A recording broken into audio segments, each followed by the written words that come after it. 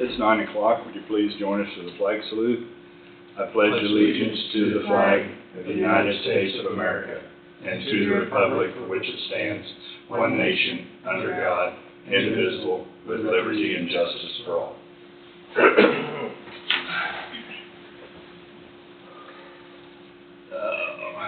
Well, I guess we have a motion to approve the minutes of the Monday, March 17th minutes as written. I'll move. Second. Been moved by Peterson and seconded by Barker. Any further discussion? I'll have to abstain since I was not here. Okay.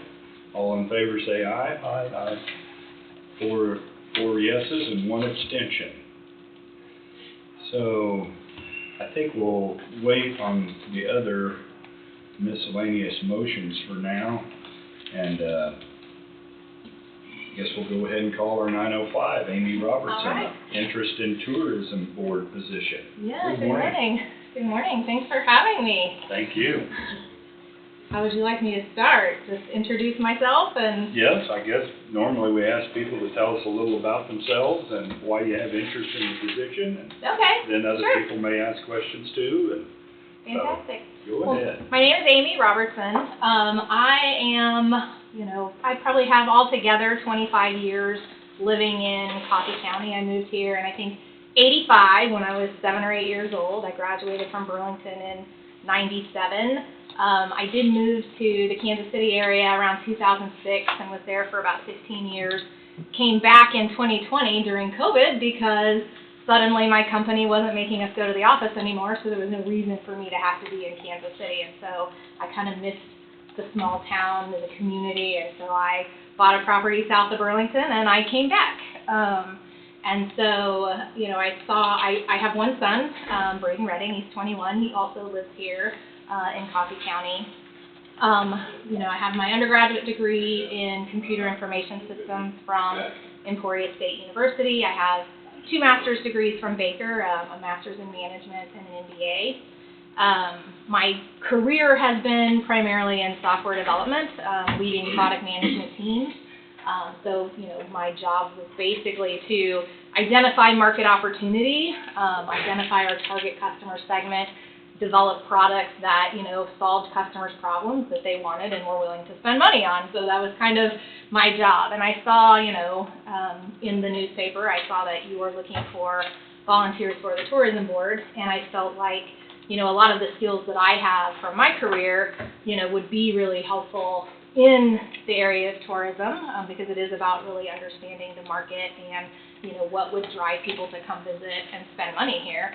And so I thought, hey, I can help out here. I had been working, 60 plus hours a week for many, many years. And, my company, about a year ago, was bought by private equity, and I was fortunate enough to have some equity in the company. And so I did get a nice payment from that, not enough to retire on or anything, but enough that I could have a little bit of flexibility. And so I actually chose to depart the company and take a year or 2 off, so that I could focus on some other projects that I just had never had time to do. And so one of those, I have, a 70-acre property south of town. I wanted to, put some cattle on it and do some things, and I'm really into regenerative agriculture. Even though I have no experience whatsoever, I'm really interested in it. And so I enrolled at Johnson County Community College. I'm taking some sustainable agriculture courses up there. I'm, working on a business plan for, a business idea that I'm kind of toying with as well. And yeah, that's kind of where I'm at right now. Very good. Sounds like you've been busy. Yeah, I usually have something going on. So, but it's nice because now that I'm not, stuck working and spending all of my time at my job, Sure. It's things like this that, kind of fill your cup, so to speak, Right. and just are more fulfilling that I now have more time to go do. Right. I'm glad you were able to return to Coffee County. Yeah, yeah. I do love it here. Good. So. So you got cattle? I mean, I'm just. I don't yet, Oh, you- so, that- you're my in the son, You're in the process. it needed a new fence, so my son took down all the fence, and now I'm trying to get all the fence put back in, I so, see. I was yeah. just I'm moving a little slow, Yeah. but I'm hoping this year, Yeah. that's my Yeah, goal. might be a good year to set out as high as they are. Maybe. Yeah, but I think about tourism, and I think that it has, two primary goals, right? One, obviously, is, bringing, those dollars, that spending into Coffee County, but I think the other really big goal is to increase the visibility of the county, and, right now, I think if you have a really healthy tourism, then, you can also attract residents as well. And I don't think I've seen a better time than right now to try to attract residents into the county because, speaking from personal experience, there are a lot of professionals out there who, they suddenly don't have to go into the office every day, and so they're free to work from anywhere. A lot of these professionals, they're used to the stress of their job, so they're looking to live somewhere that is a little bit slower pace, a little bit more community. You've got the homesteading movement right now that's skyrocketing. Everybody wants to make sourdough and have backyard chickens, and and real estate wise, what you can get, here for the same dollar that you can get, somewhere like Kansas City. I mean, it's, not a comparison. And so I think there's a lot of people right now who are open and flexible, and I think if you've got a really healthy, vibrant community that's attracting tourists, I think you can also attract residents as well, and I think this is a really good time for that. And I've seen, kind of our, I've looked at the census data, we kind of hold steady, right? Yeah. But we're, maybe declining a little bit over time, and, if, let's say, 20 years from now, it's like, if Wolf Creek isn't here, do we have enough going on that, we still have all of the residents and we don't lose anybody? And so that's kind of me on my soapbox, that I think, I think there's a lot we can do. I have a lot of ideas. Yeah, we seem to decline a little bit, maybe not as bad as some other Right. areas, but yes, it'd be great if we could go the other direction. Yeah, and we have a lot Get on a different trend. Yeah, and we have a lot going for us here, It's a higher, household income than a lot of the surrounding counties. We've got great schools, we've got great, we have a lot of advantages over some of the other counties. And so I think if the visibility is there and people know about us and we've got a lot going on, then I think that it could attract people, so. Very good, very good. You got my vote. Yeah, I was gonna say, I think you're well qualified, you got my vote. Awesome. Okay. Well, so you're sure, huh? Yeah. Okay. All right. Well, thank you again. Okay. Thank you. I guess I'd make a motion to appoint Amy Robertson to the Coffee County Tourism and Visitors Board effective immediately and ending December 31st, 2026. And Todd seconds. Any further discussion? All in favor say aye. Aye.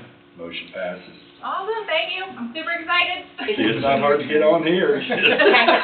It would have started last year, December or January 1 of this year. So, and then you can talk with economic development downstairs, and they can kind of get you set up. They just appointed another person to the board a couple weeks ago, Scott Hazen. So. Okay, awesome. Great, shall I go?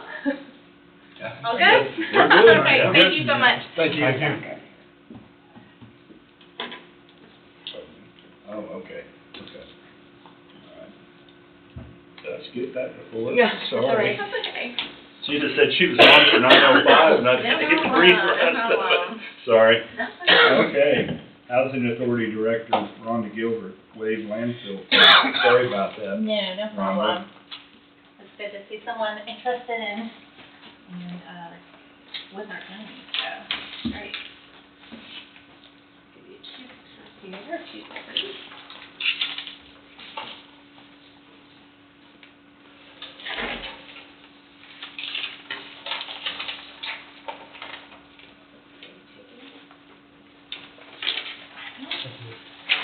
There you go. Thank you.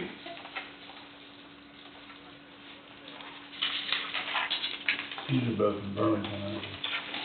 Yes. The first one is not the orange one, but the yellow one. That is Gordon and Colleen Bluey. And if you've been, I think it was in the news or whatever, too, a little bit about how the wind took the top of the trailer off. So the trailer was in pretty bad, shape anyway, and I think they were kind of just, trying to help out the renter that was in there.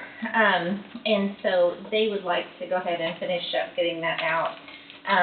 They also, in July 24th of 23, they had asked about the other trailer that sits there. So the address is on the county site, it is set up as 310 Miami with both trailers. And so we had already approved the one, but they did not have it taken down, but the landfill is aware of it. And then now we have this one that the address is 306 North 3rd. But like I said, the county kind of groups them both together as 310 Miami. But anyway, so they're going to take them both out, which is good. They both need to come out. But you've already made a motion on the other one, but it's just been over the time frame, I think, that you guys like. So I don't know if you want to, Just do them how you both. want to do them both again, or how you want to do that. So. Okay. Do we have a motion to waive the landfill fees for a structure owned by Gordon and Colleen Bluey, located at 310 Miami, Burlington, Kansas? Also moved. I'll second. Thompson's moved and McCurry seconded. Any further discussion? All in favor say aye. Aye. Motion passes. Great. Motion to waive landfill fees for a structure owned by Gordon and Colleen Bluey, located at 306 North 3rd, Burlington, Kansas. I'll make that motion. Second. Then moved by McCurry and seconded by Huguenin. Any further discussion? All in favor say aye. Aye. Motion passes. And they did say that they are probably selling that property and stuff, so probably something will pop up there. My second one that I'm asking about, or third, how do you want to say that, is at 1108 Mohawk. Mike Abendroth, he is asking to get this trailer off. That's the orange one. It's kind of the last in that little area there. He's been working with the tenant so she can get somewhere, and she's supposed to be out April 1st. And so then he has plans to build a new house there, so. Okay. Motion to waive landfill fees for a structure owned by Mike Abendroth, located at 1108 Mohawk, Burlington, Kansas. I'll make that motion. One second. Then moved by McCurry and seconded by Peterson. Any further discussion? All in favor say aye. Aye. Motion carries. That'd be great. All right, thank you so much. Thank Thank you. you.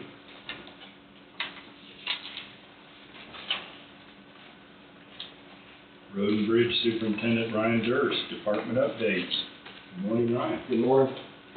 How you doing? Not doing too bad, how are you?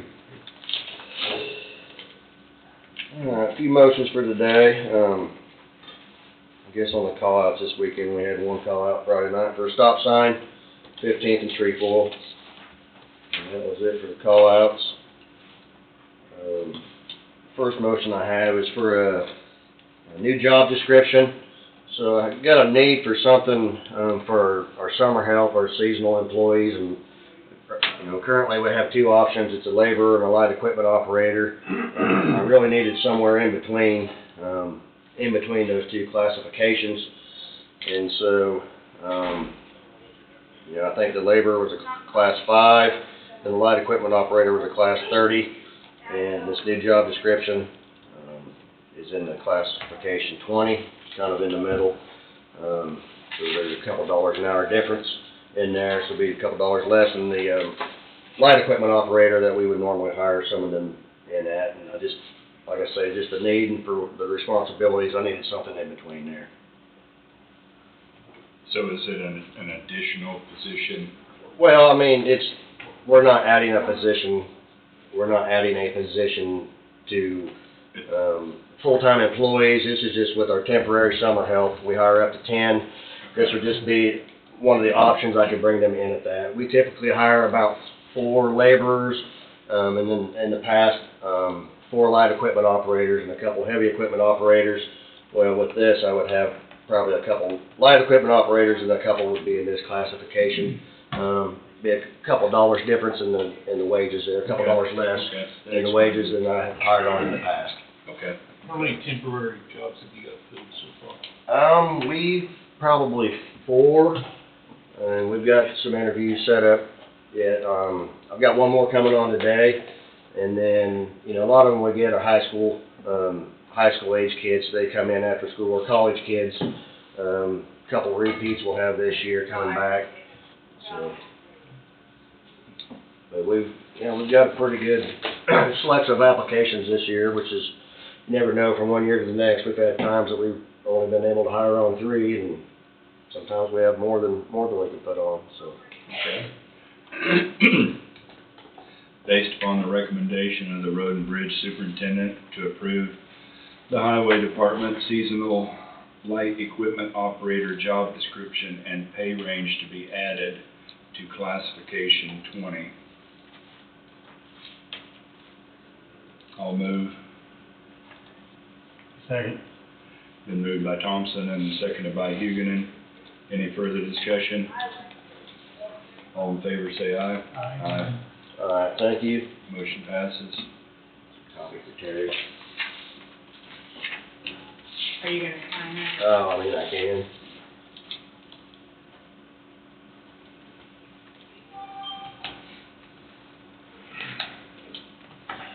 All right, next would be a motion for a paint striping. And so we received 2 bids on this, and basically how they bid that, it's just what it costs per gallon to apply a gallon of paint. 2 bids, one coming at $25.61 a gallon, and the other one at $40 a gallon. So we're going best bid of straight line striping. Okay. We used them before. That's who we've always used. That's what I think damn near every time, isn't it? Yeah. that seemed familiar to me. Yeah, they do a lot. They're out of Nebraska, but they do a lot of the state of Kansas counties. Okay. Based upon the recommendation of the Road and Bridge Superintendent, move that bids received March 19th, 2025 by straight line striping in the amount of $25.61 for both edge striping and center line striping for cost of material per gallon and application for striping project S 2501-C to be paid from the Road and Bridge Fund. So moved. Been moved by Huguenin and seconded by Peterson. Any further discussion? All in favor say aye. Aye. Motion passes. All right, thank you. Next would be for the summer mowing for the 4 parcels that we have in the county. We received 3 bids for those, and so we'll be awarding a couple of those parcels to Dylan Kistner and a couple to David Lindo. Okay. Motion to find that the bid submitted by Dalen Kistner for Hope Cemetery, 1.5 miles south of 22nd Road in Emmer, in the amount of $32 per event. Strong Monument, 16th Road in Fauna, in the amount of $30 per event, with the combined cost of $62 per event. And David Lindo Mowing Service for the park at Old Highway 50 in the amount of $60 per event, and Rock Creek Cemetery in the amount of $50 per event, with a combined cost of $110 per event, to be approved as the best bids for seasonal mowing, with all bids awarded according to the terms of the bid. Funds to be paid from the Road and Bridge Fund.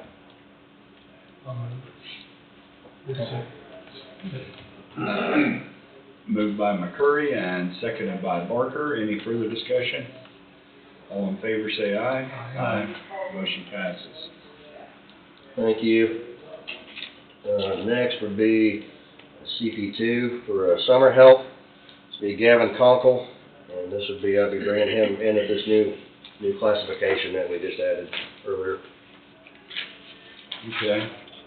Motion to authorize and direct chairman to sign the CP2 for Gavin Conkle, seasonal light equipment operator, wage classification 20-01, wage $17.93, effective 3/24/2025, number of hours worked not to exceed 1,000.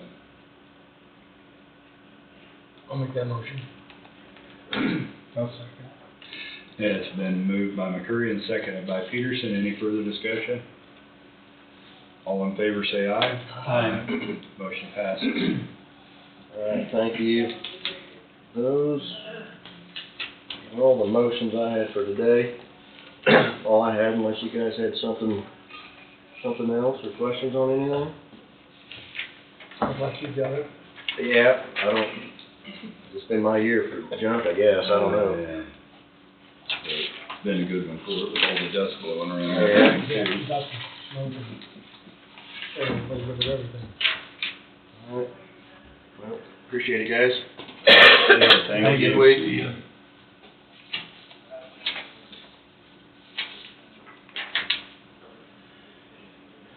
So,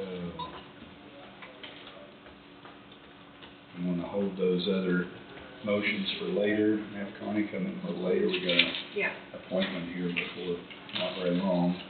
And wanna just sign some stuff, or? Yeah.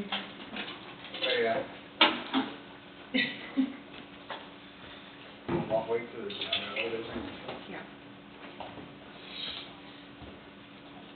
Morning, Tom. I guess, what it is, I'll just take this opportunity to inform the media, I guess, or whatever, that, I have moving out of district, my district, I need to resign as of April 31st. My letter, I know, was short and sweet, but I don't know what else I would add to it, other than that's basically my main reason for having to depart. It's been an experience and a pleasure, and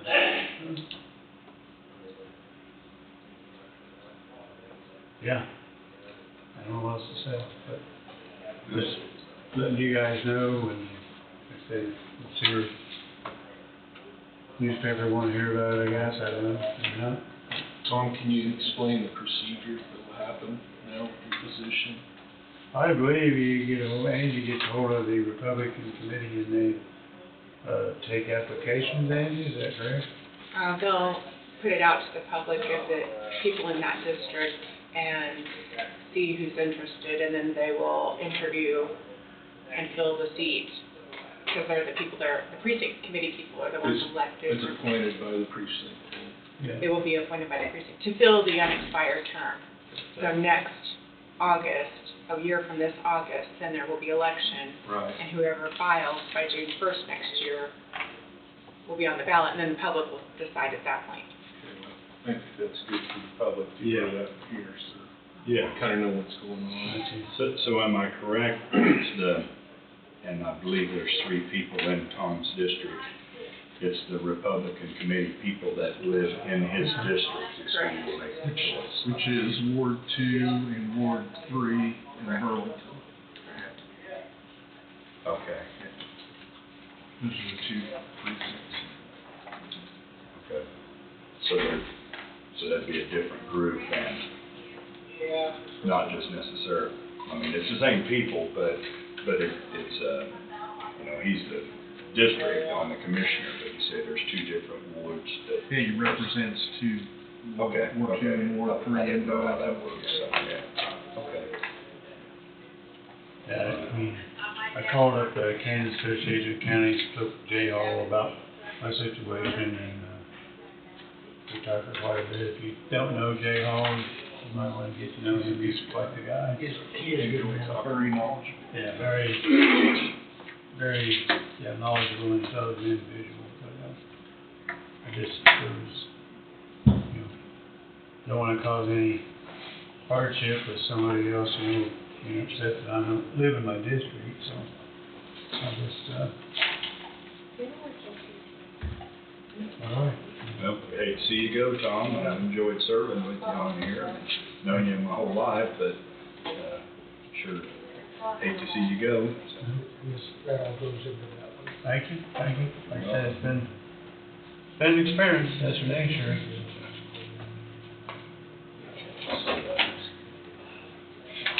I would say anybody that, you know, the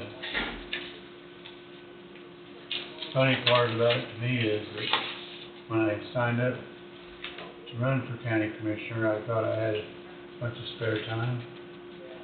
No. No, I didn't have it. No, there's not, So just whoever, you know, is interested, just know that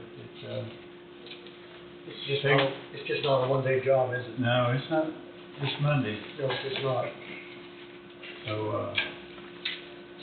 Well, you know, it'd be nice to go to the grocery store and not get asked anything about solar or. You'd still be asked. Yeah, I'll still get asked, but I don't have an answer now. I don't know. Well, I really hope for you guys' sake though, that this CHIPS deal finally comes through. I think it will eventually, from what I've read. It's just, switching the administration and the federal government that, slowed it down now, I believe. I mean, New administration, well, I mean, I think the goal may be the same, but I think you're exactly correct, and I, you know, agree or disagree with what's going on. They are pushing for everything made in America, and that's part of it. yeah. Part of it, so.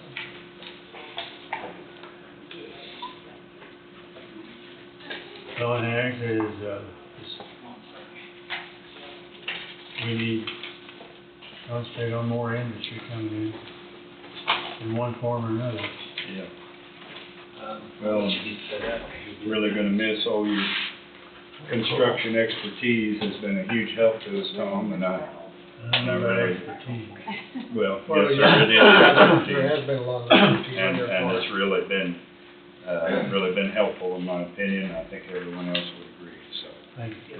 really gonna miss that, and everything else also. Thank you. Well,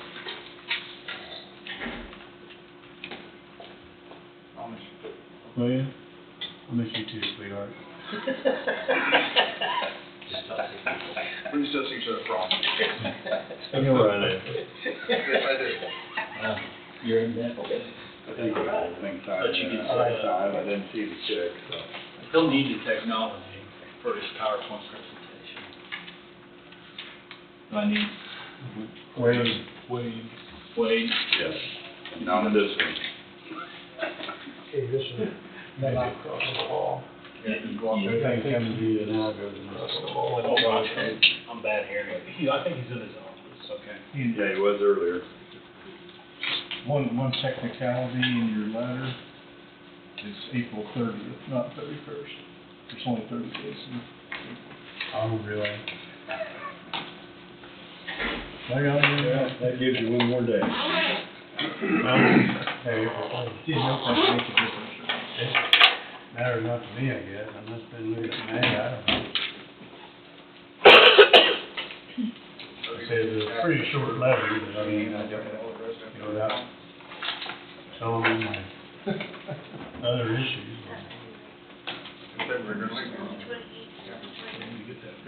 Do we need to? Well, that's what What's the next document? we're gonna look down here. Yeah. Okay. He's getting that out anyway. Everything coming. Yeah, that's right. So, Good. This is already, we've already signed off on it. well, we know.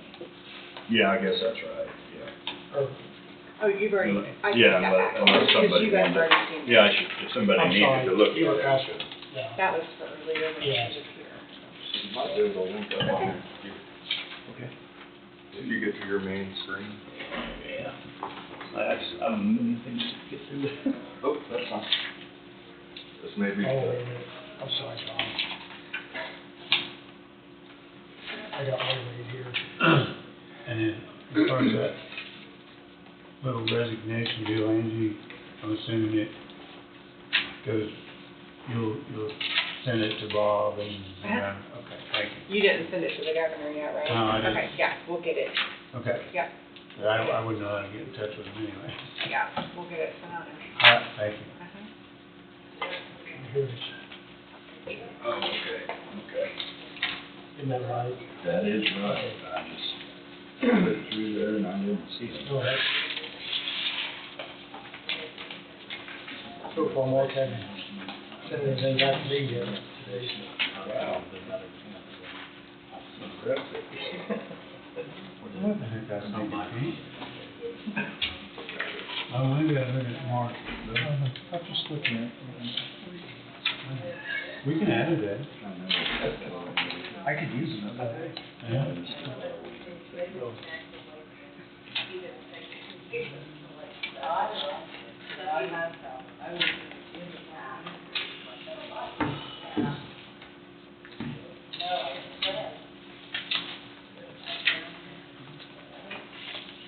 Did you say you wanted a plaque or next or No, I'm good. I'll, soon I get to keep that. Yep.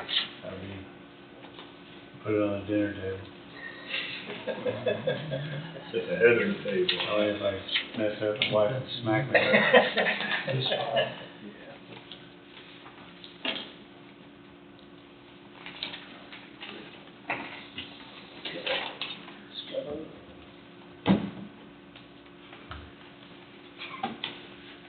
Okay, I'm gonna find something I can do here. Courthouse secure? Or direct? It should be open. Oh, yeah. CH open? Ringo froze up there. Is it?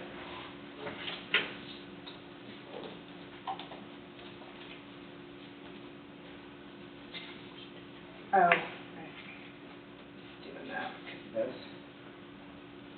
You know why? Yeah, because the picture things that were on here up here, this part was confusing. You gotta get it on the side here, Oh, off of that picture. oh, okay. All right, I don't sorry. know why it's doing that, but. Thank you, sorry. Okay. Yeah, it's working, but it's more particular than it has been, it seems Yeah, like. I know.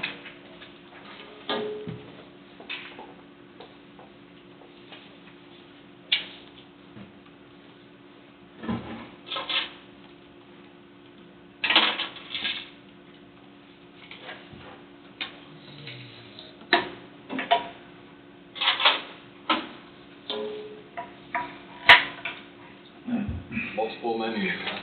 Yeah.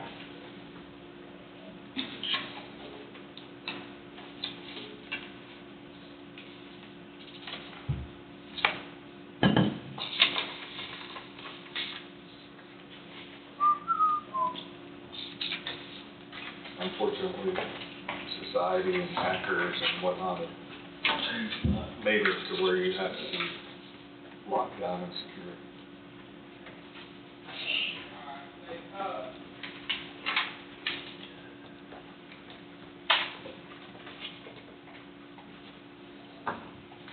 I get hacked on my YouTube TV account, my Google account. That's why.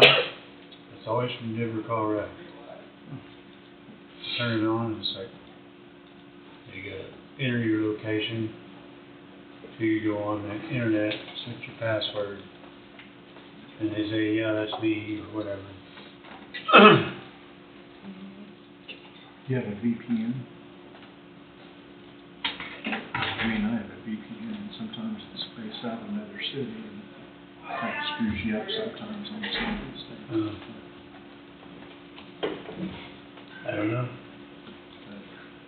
Very important what?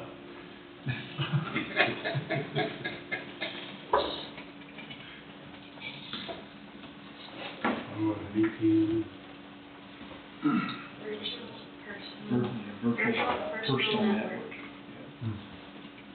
So it basically doesn't show that where you're currently at. It says you're like in Denver, Colorado, or wherever. It shoots another location. So if someone were to hack you, they don't actually know where you're at.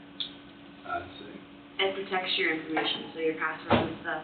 If you're on sites that could not be safe and stuff, it helps knock you off of those unsafe sites. It's like WSU did for me with my personal data with the university. They got hacked. She summarized that pretty well. She did. Technology is good. Getting to be a little too much. So is the knowledge to comprehend it, though. I'm a little lacking in that part. I like that cartoon I saw on Facebook of a little man and old lady standing there at a restaurant. They're waiting to get a seat. That poor old guy goes, "Well, we look like we checked in online." That wouldn't be a point. Alright, so I'm gonna have to, Sure. you watch everything that I do. Whatever we gotta do. You know, now that And I need to go down here. Yeah, our kids have gotta just see. And 6 or 11 way, grab that mouse. Just tell them, in your front. The computer will never be the same as way station. But that's called faith, Bad when your sheriff is the one that's saying that. That went to high school with a slide rule, so I, there you go. Figuring physics equations, astronomical equations, then I made that.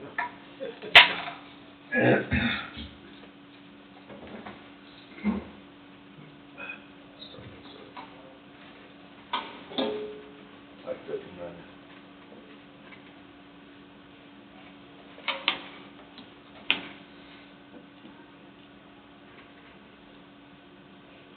I tell people the story when we played football in high school, right over here, we had to run down to Kelly Park. And you do your practice speed and run back. You weren't running fast enough, coach let you know it, didn't he? Yes. In her car. And like after they kinda got on up the street, then the pace slowed down a little bit, maybe, once the car went past you. They're waiting on you. Some of them younger kids, man, that's cruel and unusual punishment. used to have to run up and down Heart Attack Hill. The damn Oh, yeah. right there. Well, that would work, yeah. Gee. Well, luckily before I had my surgery, I've been doing. You saw it, so I did, yeah. I go up at 4 and come down at 4. It's a total of tomorrow, I believe. Yeah, kids. That's a workout. That is. My last computer class I took was an MS-DOS class, so it was my last, what's that?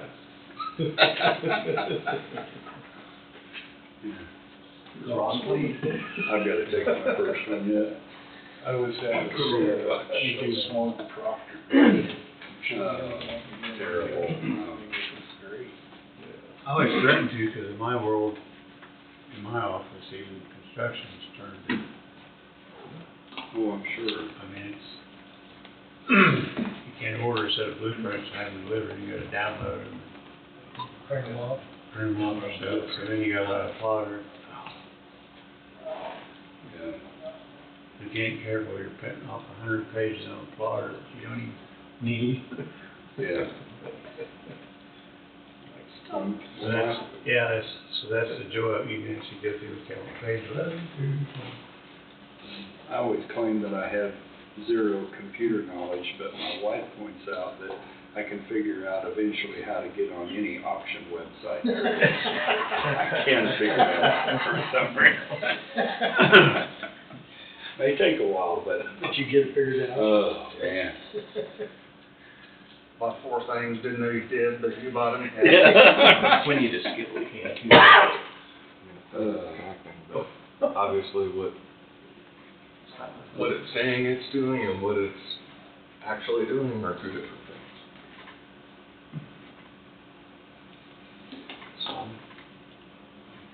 Dealt with the first one I've ever dealt with that doesn't even have a phone number you can call. I mean, if you can't figure it out, I guess it's just this Really? Copart that, so, you know, Ricky Barry? insurance vehicles and stuff. One more God, time and Yeah, It tested my skills. I wasn't very happy. Richie Brothers, well, yeah. No, Copart, it was, you know, insurance auction deal, wrecked vehicles and stuff, or hail damage or whatever. I'm not sure what the, Yeah, Richie Brothers, it might as well. a little more difficult too. Martin just passed this Please around. think we can get ahold of somebody. Yeah, so we should want And we can figure it out. This other's just like, tough What cookie. he just, he had a PowerPoint, he had sent it to me, but I didn't copy everything off because I thought we'd be able to use the technology. You guys want your own copy, or do you just want me to pass mine around? We can pass around here, we got to say. Okay, That's all right. My name is Emery Weens. I work for KDHE Bureau of Waste Management. Been there 7 years. Actually worked for Natural Resources Conservation Service for 37 years. Before that, I came to Coffee County with Wayne Schrader and Doug Imicus way back in the 80s, way back. Yeah. That has been. I'm familiar with Coffee County to some extent, yeah. Remember when the nuclear power plant was being built? I got a tour, one of the last tours of that. That's pretty interesting. Before they closed to the public. Anyway, now I'm in charge of 4 things: composting, issuing compost permits, waste tire permits, beneficial use land applications, which we're talking about today, and also carcass management. If we had a big disease outbreak, I'd be the forefront of that, finding burial places or composting for that. Hope we never have to do that, but that's my 4th job. So, beneficial use land application is, we don't issue permits for this because it's supposed to be beneficial for the ground. These are food waste residuals that go into the ground that plants can use and soils can use, and if it was something that was not good, we'd have to require a permit for it. We have about 12 companies that do this around Kansas, maybe 20-some counties that have this done. And in your county, we have A1 pump and jet services that are applying food waste residuals in the soils in Kansas. They contract with a farmer. Someone says, okay, you can have the ground to apply to, this ground to. And what they have to do is take soil samples of the field and then take the byproduct and send it in for lab analysis. And then we send it through a spreadsheet. It's SWP 906. It's over here with it. In the blue cells, that's where we put the inputs of what's in the soils, what's in the byproduct, that spits out how much you can apply at what max rate for the year. They have to reapply every year, get approval to do that. And a lot of times those gallons per acre are high. I mean, you might talk about 40,000 to 1 million gallons per acre per year, but a lot of times these are very dilute residuals. It's not the nutrients that restrict, it's the amount of water that's in there. So if you put it all at one time and run off, you can't do that. So you put some in, wait till it dries, put some more in, and it's based on phosphorus and nitrogen, what you can put in. If there's too much phosphorus in the soil, we don't let them apply to it. Too much nitrogen, then they can only apply so much, and then finally not at all. So they have to manage what they have in the soil and grow a crop between each application and use up those nutrients. They specify a crop and that they're going to apply. They also do an application to do this, filling out their address and who they are, where the byproduct comes from. They have the landowner sign it and then approve that we can use it, and then have a list of what they have to test for the byproducts. And finally, everything looks good, we send an approval letter. Here's an approval letter that went out to Ron McCoy of A1. The challenges we have faced in the 7 years I've been there are lots of dust. These trucks will come through gravel roads, it's dusty. So in this, on this one right here, is that 1.55 pounds of nitrogen per ton, is that? I don't think this has anything. It would go to the back. That would be your answer there. Let's see, on this side, it'd give the loading rate of gallons per acre. Oh, okay, all right. And also, another big issue is the odor.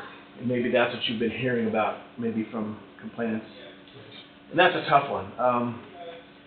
KHE tells me we cannot really regulate for odor. The Bureau of Air has tried, they can't do it. if it's so bad, I'd put lots of pressure on these companies. You know, you gotta find a different byproduct out here, you gotta do something else. I know Ron McCoy of A1 is actually at this point finding an enzyme, a polymer enzyme that's gonna work, they put it in the tank and work, he says, to make no odor. We'll have to see if that works. They'll put in a tank of this, and then the solids drop out, and the liquids are on top. He can actually drain the liquids to the waste system, the sanitary sewer, because it's all the nutrients have been dropped out. We'll have to find out for sure. Solids then he can apply with the manure spreader. He says the odors are gone. I have not seen this yet, but that'd be a big plus if we can get that done, you know. And that's where the issue is, I mean, or has been, is the odor side of it. I followed the Osage County Commission some, watched them on YouTube, and then when some of this has been discussed, and it seemed like the biggest complaint was the dust for a lot of people. Or too many trucks, or Yeah. the speed. Yeah. Those are some things you can do if you want to control the dust, lower the speeds, limit the number of tankers go through. Odors, it's tough, I know, but that would be something you could do too. We don't want any of this in our county. We do not want beneficial use land application. And that would not hurt me at all. I've got enough stuff to do. It's no pain to me. But I'd say, I would tell folks who complain, they could also put on hog manure on their place and work it in. Compared to that. And I know the gal complained about the McNabb field. I was there that very day. Both Carl and I were just observing what they're doing, and I smelled a little bit. I was in it for an hour or 2 hours maybe. I didn't bother me. She really complained. You know, everybody's nose is different. Right. Ryan Durst is involved with road permits, so they can take and put down the dust suppression. Dust control, and they've already done that up there. In front of Stuckey, and then in front of the cemetery, and then on down in front of Matt's. Right. And the dust control's already taken care of. Right. In fact, I think the setback, I think he even went a little further on the setback, did he not? Right. Yeah. When we talked with him when we was out on site a couple of weeks ago, we was there for about 2.5 hours and talked with Ron and his staff. And that was one of the things we was talking about with the odor, and he said, we're actually back about where you got the minimum 500, but he goes, I had to step off an extra 100. I didn't mean to interrupt. No, you're all right. Uh, I just wanted you guys to also know that Ryan's been involved from the Right. get-go on Okay. this for the dust control. They should not be letting any runoff, any byproduct run off the property. They should not apply byproduct when it's frozen or saturated. Saturated is when you take soil, hold up, and it's dripping, starting to drip out. That's saturated. It can be wet, and so sometimes they apply when it's a little damper, like a seed in farming, but they're trying to get it in there. They have a limited time between the crops and between frozen temperatures to get this stuff in. And then people watch and they say, that's not farming, you know, we've done it more than once. And that's true, it's different than regular farming, but it's still the same purpose, to get nutrients in the soil. So that's where we have the big bugaboo. So I've made a personal decision, when we have a new county involved with beneficial use land application, I let the health department know. That's why I got in touch with Carl, said, this is what's gonna happen in your county, so you know. You maybe have heard about Osage before that ever happened, but I heard of it, but I don't know any of the details that happened up there, but it happened on one of our contractors, Craig Lacey's properties, where it was at. But, as far as dust. I don't know what all the issues odor, were up dust, there. trucks, Yeah. same thing. I mean, like, some of the complaints I dealt with and worked with Emery on, we, spent one Friday afternoon talking quite a bit about they wasn't applying waste, but they was out turning the soil so it would aerate, so it'd dry out quicker. And so we addressed that so that, and talked to the landowners, or he may have talked to the landowners, but I gave everything, I wrote a report and gave it to Emery on that. So wouldn't that be a good thing? Yes. I mean, for them it is. For me, Emery and I kind of wrestled over this out there of doing tillage when it's that moist and wet, whether if we had a storm event. You know, we talked about the storm event, what could or could not wash off, or what would be the properties of the runoff. Because that land will still be farmed this year, I Yes. think, isn't that correct? And then at the end of harvest, then they'll start over again or reapply. It has to be, correct me if I'm wrong, it has to be cropped. Yes. Right. Their season goes from October 31 to October 31, so they'll be applying for another year here on these fields. I know I've been out there several times, and if the wind's blowing away, you don't detect any odor at all. If the wind's blowing towards the residence, it doesn't smell anything like hog. I mean, it doesn't, but you still detect an odor. And, anyway, that's, We made some suggestions to them about, like if they have a high use area, to kind of look at it like it's not mandatory, but the suggestion we made was it's a high use area, put some, KDHE has more, stormwater, require like hay rings or the tubular hay tanks so that you don't see a bunch of solids leaving the property. And they was receptive to that. It's not required, but they asked, well, what else would you want us to do? And so they was very receptive to any suggestions that we had. Because sometimes, like with the tilling the soil, when it, like they did, it's just bad optics. It's not that they're doing anything wrong, it's just really bad optics. Yeah, because as far as my knowledge, we don't have any restrictions on how many times you can work your field in a year. No. So, I hate to get into it myself, I hate to get any restrictions of what they can do with their land. Pet peeve of mine is government control of private land. Right. So, And we had a great conversation with the landowner, so we visited the truck, talked it over, for benefit, so that they do things to, it's not just bad optics. So. right. Are these fields periodically monitored for runoff, We get a complaint, we'll go. but they're not periodically? I've never seen any runoff of field yet, even after rains. I've been surprised. well, it's Nutrient injecting, runoff. it's knifed in is what it is. And what we find is if you work this, we had a discussion too, the ground is really pulverized, so it accepts water well.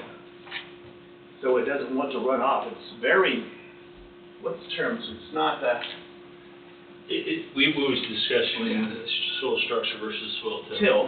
The tilt of it's really good, and what happens is, my worry was, there is some puddling, that they shouldn't be near the puddles. They was receptive to taking that, but it's not illegal.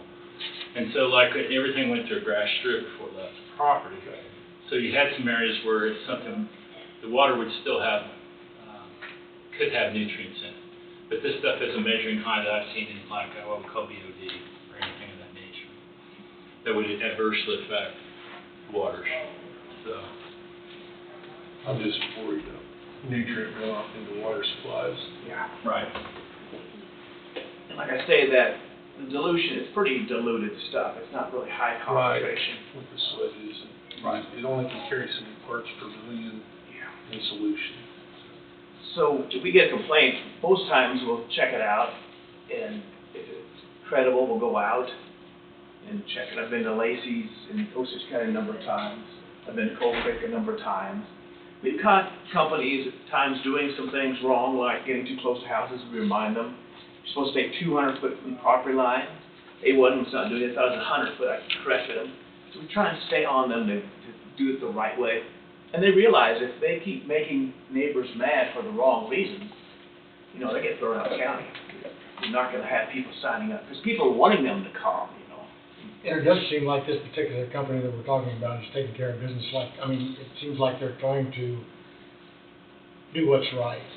I think so. Especially on the setback, the setback I think is 500 foot From the house. from the house, and I think it's a little further than that now, maybe 600 or 700. Yeah, he said additional 100 foot, so he Okay. told his personnel. Because when I was out there the first time, I saw where it was marked, and then later on why it was set back further, so they're trying to do the right thing, I believe. So I read in there, and I can't flip back to the page now, but it says it's either injected or it can be surface applied and worked in within 24 hours. Yes, good point. Are they doing, in our case, with this company, are they injecting all of it, or what's The days in which I've been outside and observed, and if I got work in that area, I always drive by just to see what's going on. But they always, seems like they're out there injecting to get the injectors underneath the soil. Okay. I haven't seen them surface apply yet. And if they follow the procedure and it's worked in 24 hours, probably adequate, When they go the second mile, they actually disc it again, even though they wouldn't have to. If they would inject it and bubble up to the top on the surface, they would have to work it in. They did some of that too, I Yes. think, but. Okay. They got disc and chisels out on site, so they take them in after, if they feel it's necessary, after they inject it. Okay. I know you hear from Missouri that like Denali was thrown out of that state for this kind of activity. They had some kind of misunderstanding. I'm not sure exactly why. Denali is bringing stuff into Kansas, mostly the southeast corner. But we're doing our best to try and keep them. We appreciate all your thoughts too and help on this, making sure if it becomes a bad deal, we're going to drop the program. But we believe it's probably a good deal if done correctly, and that's why we still have it. That's why I'm still heading this up. It just takes a lot of gallon of product to produce, enough, enough nutrients, like your NPK. It just takes a lot of gallons or tons of that product to produce an analysis. Yeah. I mean, I guess to me, the other side of looking at that is what do we do with these byproducts if we don't do this with them? You know, I don't feel they're harmful in the long run and the full term of it. So, you know, it's kind of good for everybody involved except the neighbors, I guess, is the way I would look at it to me. And these byproducts are, made in a manufacturing place. They take the solids all they can, then what's left is wash water.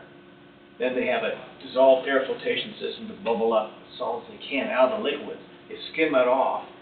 The rest they go down the sanitary sewer. This is applied to the ground. That's the beneficial use stuff. So it's pretty dilute as it is. Yeah. We've had some other companies we've caught dumping without approval in neighboring counties. We're on them. We've got our regulations people involved to go after them. So they'll pay a price, be fined.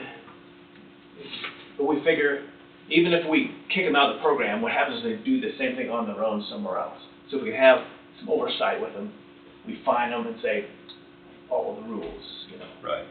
So. We've shared information the entire time, have a dialogue the entire time, so we have an open channel between us on keeping an eye on it and making sure that everything's done right. Sure. And this is all for like food production, it's not human waste or anything like that? No human waste Okay. involved.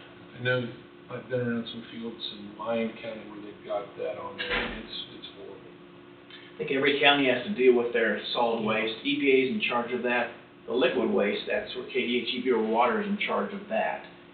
They maybe use some of the same program, the SWP 906 spreadsheet to find application rates of that too. I could get involved with that, but my boss said don't. You'd be overwhelmed all this community saying, can you do the calculations? No, it'd be way too much. So another thing I can do with it is compost it if it's not too diluted. Too much water is not good for compost, but that's another thing to be done with food waste. And we have 180 composters in the state that I oversee, and we actually compost 290,000 tons a year. That's not even agriculture stuff. So that's another good way of dealing with food waste or organics. What's the closest one to Coffee County? You actually have 3 composters in this county. One, Coffee County Landfill. Oh. Hope to see them today, in fact, go visit them. They're not doing too much there, but Lebo, the city of Lebo, and New Strawn both have community composting. Anytime you can do it on your own, it's about called backyard, but if you start distributing off-site, then you'll need what's called a registration, which is free. And if it gets above a half acre size, then a permit is required. So you can keep that handout if you want, as far as, okay? Yeah. If you want to look at this and keep that just to where you Okay. have that. If you're, any question on that, you can call me. That's the bones of what we do. And any last questions or thoughts? You good? Like I said, if you need to shut down this in your county, we understand because of odor or something, but it's also a benefit, so it's tough. Thank you so much. Good. Thank you. Thank you.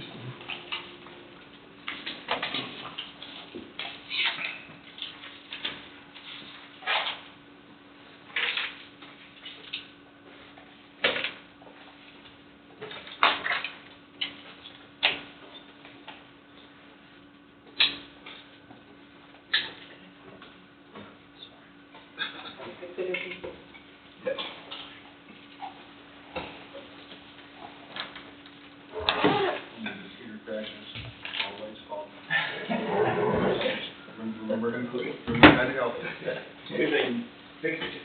Hopefully, too. Thank you. Thank you.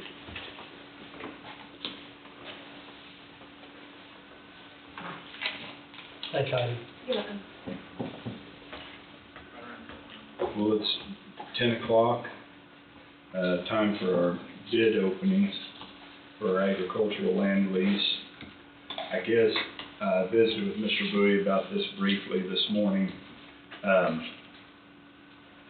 You know, as we open the leases, or open the bids, I guess my thought process is if I open this first one, and they have the $1 million liability certificate and everything in here, you see any reason it wouldn't be okay to go ahead and say the amount, or should I just open the bids and wait till they're all open? I mean, my thought was if somebody has the certificate in there and everything, then we've got a viable bid. So I just will say the amounts while I open them, or what's everybody's thoughts? Way it's normally done today. Okay, you know, because I don't wanna, let's just say nobody meets the qualifications for the bid, and then we have to reopen it, then I don't want to, read the bids aloud, if you see my concern. Thought I had a So you're wanting to open them and make sure they meet all the criteria before you read the bid, is that right? Yeah, or at least that we have one that meets the criteria, Yes. then, you know, then I guess, or I'll do whatever everybody wants me to do, you know, so. Well, if they meet the standards, I don't see any reason why you can't go ahead and just, Because they are a viable bid. because it would be Yeah. a viable bid. Okay. What do you think? But that was my thought on it. I always have bad luck with these openings. I end up cutting the paper in half and inside. I didn't this time.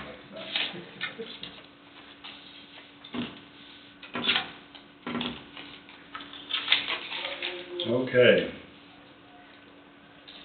So.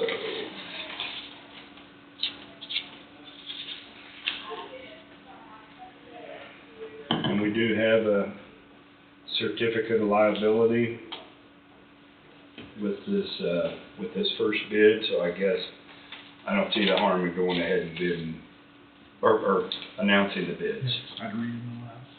Okay, so the first bid is from Aaron Skillman. He says, I will bid $41 per acre for a total sum of $99.38.40. 48. $99.38.40.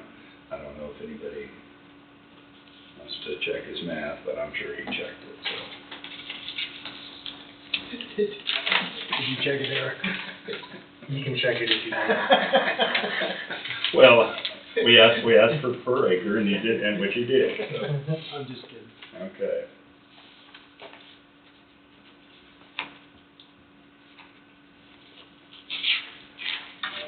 Use your handy dandy tool again. 'Cause that's not gonna work.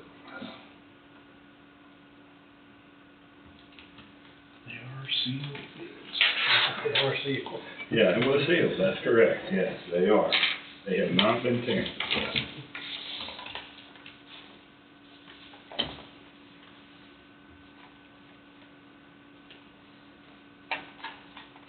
Okay.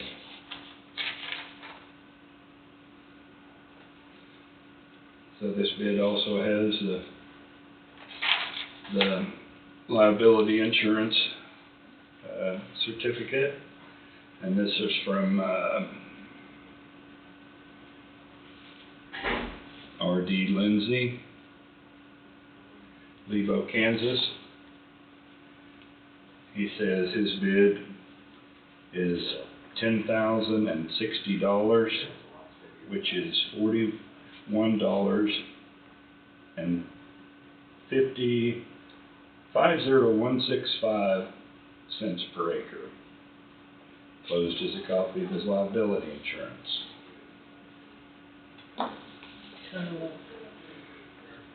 $10,060.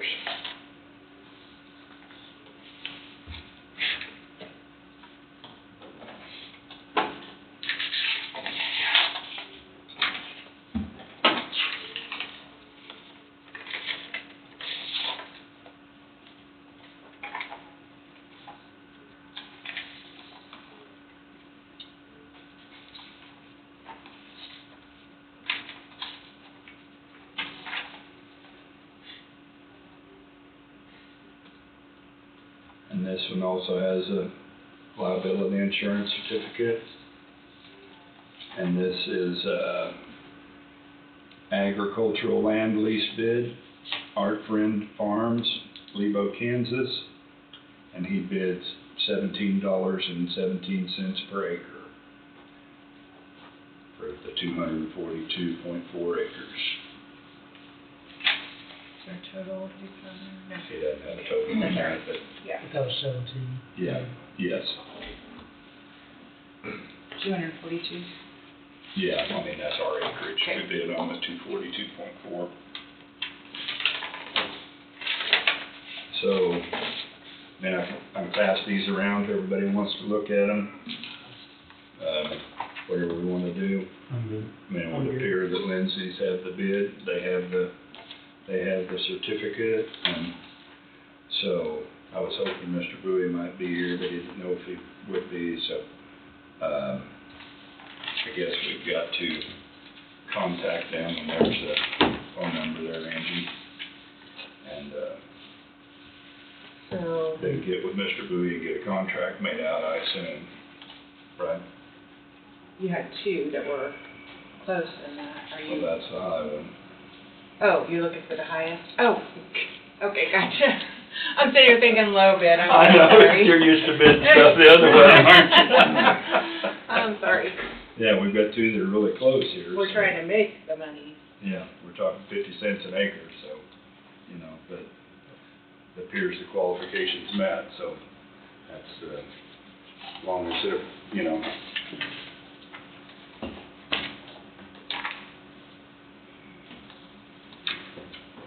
Right?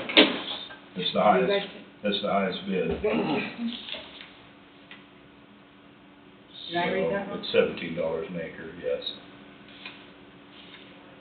These are for, this one's $41 and the other one's $41.50. Okay. 17.17, I believe the last bid was, so. Okay? Question. I'm just confused. Okay, that's Yeah, okay. so We're looking for the highest number. Yeah, we're not looking for a low number, we're gonna get paid. We're not Oh, I paying see, them. yeah. Yeah. But wouldn't This- that one be the highest? No, that's $17 per acre. Oh, 40. okay, gotcha. You're thinking 17,000? Totally Yeah, I'd go with that one if we could, yeah. You were But no, thinking they're 17,000. Yeah, you're right, different you're amounts right. there. Okay, yes, so, okay. Okay. So you wanna make a motion then? Well, I guess we just will, haven't we? Yeah. Yeah. Move So- to award,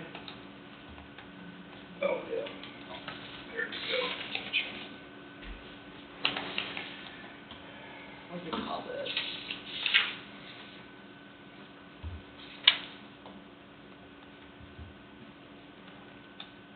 I'm sorry, I didn't mean to. No, I see why you're confused now. It's reverse. Yeah, you were Well, reversing on me and then. it said 17, she thought it said 17,000 Oh. on the other one. She's like, well, why are you taking that one? Well, no, it was $17.70, 17 cents an acre. Let's see, in the amount of $41.05.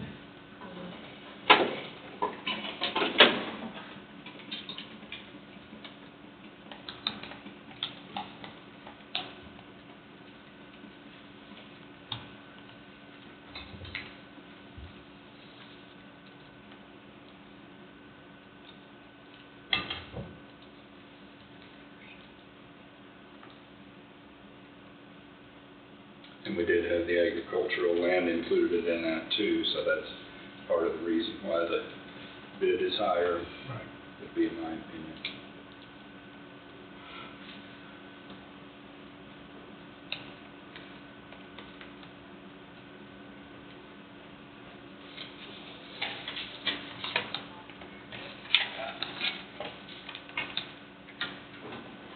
So R.D. Lindsay Farms, or no, that was just R.D. Lindsay, okay. Yeah, that's what was on the paper there, so.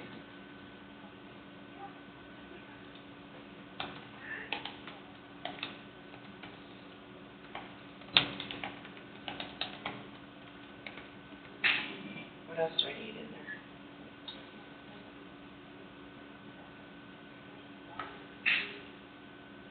I think that should be sufficient. Do we need to put the 242.4 acres? Yeah, Yeah. yeah, that would be good, But yeah. wouldn't hurt. Agricultural bid for the 2024 season of the 242.4 maybe.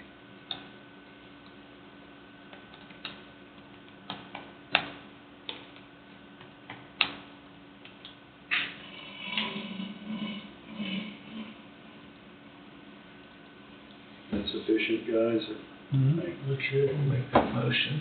Okay, okay.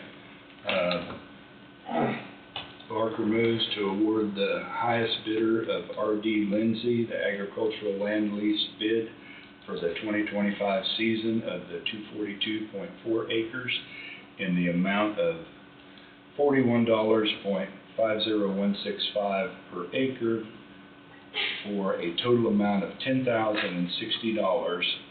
Bidder did include the certificate of liability insurance. Well, second. Been seconded by McCready. Any further discussion? All in favor say aye. Aye. Motion passes. Hang on to these. Pardon me? I'll hang on to these Yeah, for you. better, yeah. Yeah, just last bidder, I think, had that in with one of us, doesn't matter, so. Thank you, Aaron, appreciate your interest. Thank you. Thanks, Aaron. Sharpen my pencil a little bit more. Close the no cigar, right? We'll see you, Aaron. Is this in, You too. is this That's my Lindsay's? stuff. No, Oh, well, yeah, this is mine, was laying here, but that did come with a copy of that. That's irrelevant anyhow. okay. Well, how about we take a break? That'd be good. We will take a 10-minute break and come back at 10:22. I'm waiting for the light to get turned off, I guess, maybe. Okay, we're back in. County Attorney Wade Bowie II, Law Enforcement Center, pay app 15, change order 29, 31, and 32. I know this is everybody's favorite time of the month when we go through these pay apps, so Barely wait.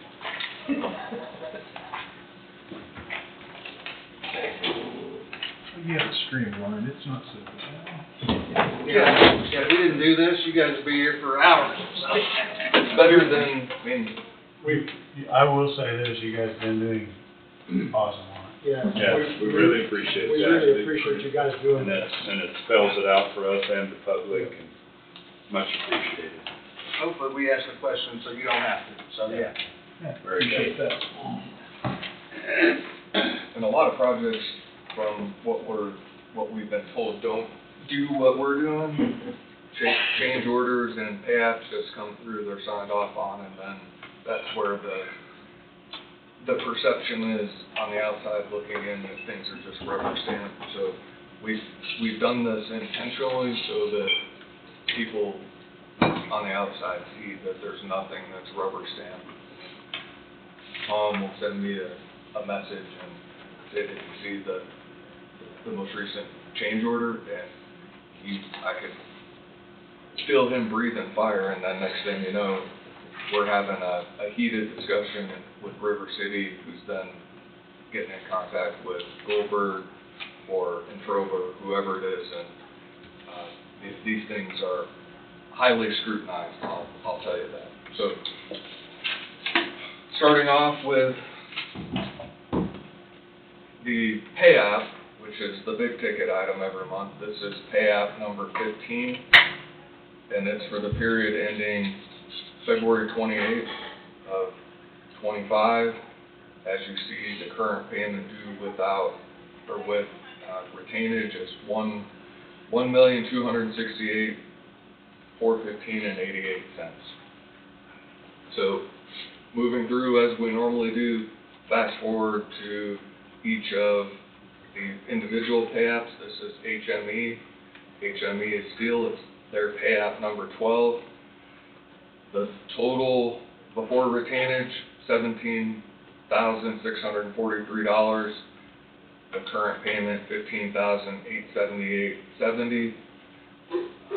As you can see, if you look at the very top of what I'm showing here, I mean, they're pretty much done. So, and that makes sense if you look at the structure. So, this pay app, the erection and grading, mezzanine steel inside the jail, I think that's pretty self-explanatory. And if you look, all the numbers, they're pretty close to done. IBC Carpentry, on the other side, this is their pay app number 12, but they're just getting started.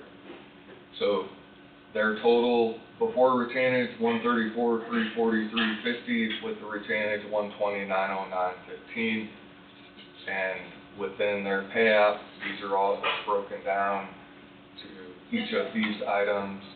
If you've been in the facility, you'll see where a lot of these numbers come from, the doors, fixtures, and hardware, materials, the finished carpentry, and then those materials inside the structure.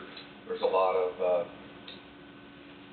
I took a tour on Friday, and the second floor is pretty much finished. I mean, there's still some things that are going on, but my understanding is pretty soon they're gonna. This week will be lockout week, is what I'm told. That they're gonna Lock second floor down, with no dirty shoes gonna come upstairs on all the new carpeting. It's done. So they are so close to having. And that's this week, Tom? Yes, sir. I was told that last week may be, but I think this week they're just doing the final touch-ups, getting the last of the cabinets put in, putting the carpet squares down, whatever the flooring is. All the bathrooms, have got the tile in the bathroom. All that's done. They call it lockdown, so they'll lock down the second floor where you can't, they don't want, now that it's done, they don't want concrete-ridden shoes and mud shoes going upstairs, and they'll move everybody that's up down to get the first floor finished these last 70 days or so. And all the carpets and floors and all of the offices have cardboard down on them, so when they are walking through, they're not tracking stuff in. They had some industrial steamers and different things, Yeah. I think. They call it the final clean. They have final cleaners come in and, steam clean carpeting just to get what is on there off, and that's why they say they're gonna lock it down where you can't go upstairs. Yeah. So I think the next thing they'll be doing when they do go up there is bringing in the new furniture and technology. So I don't know when that's gonna happen. I know you've signed. Late May is what I was told. Late May. Yeah, Okay. they don't have space to get that in here now. There's, all the furniture, they're waiting until just the last week or two to try to get that moved in. So, if you have a chance to go check it out, check it out, because it's pretty impressive. Last time I had been in was in January. DH Restoration, this is change order number 6 for that, or change order, pay app number 6 for them. The total $17,215 with the retainage $15,493. Joint sealants, brick, caulking, non-secure areas is basically the summary for that.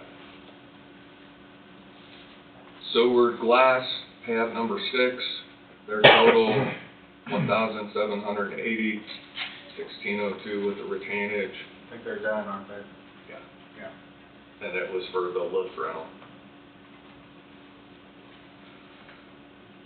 Higgins, pay app number 8, total $18,328.02 with the retainage $16,495.21.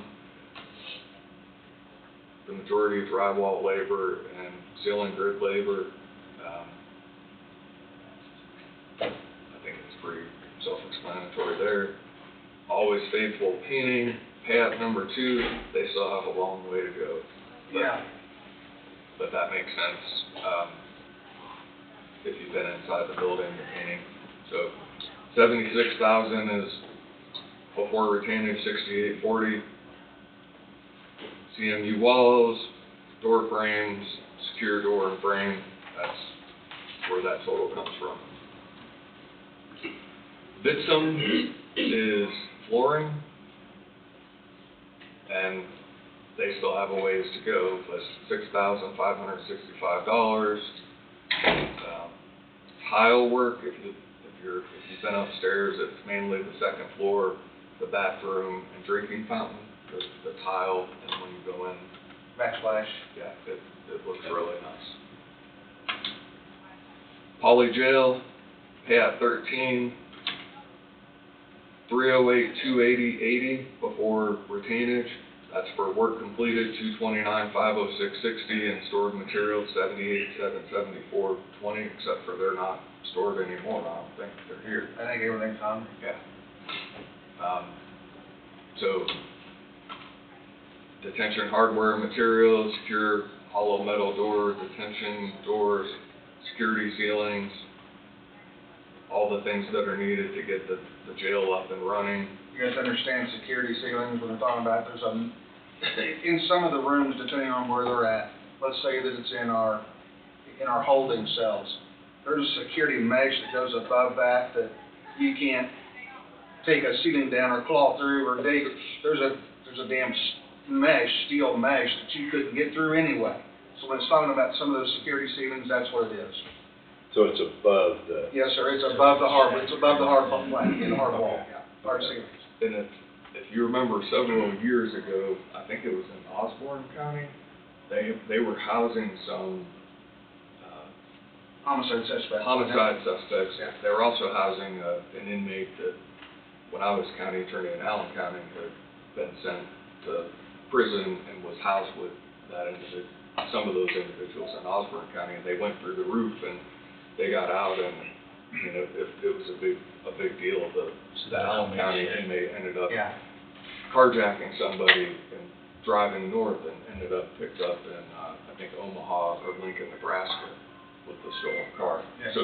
So it's important to know that that's a security feature that here, that's never going to happen.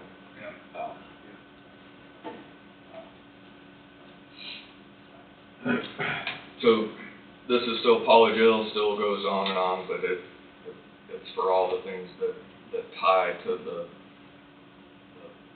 inside of the jail. And then there's the two amounts where you add them together and come up with the total. There are some of the stored materials. That's padded, big sheets of padding that go in padded cells. That's what that is. Which it's in there now, right? Yes, it's in there now. And then the invoices that go with that. This one I thought was a separate payout, but accurate controls, that's tied to poly jail. And if we go back and you see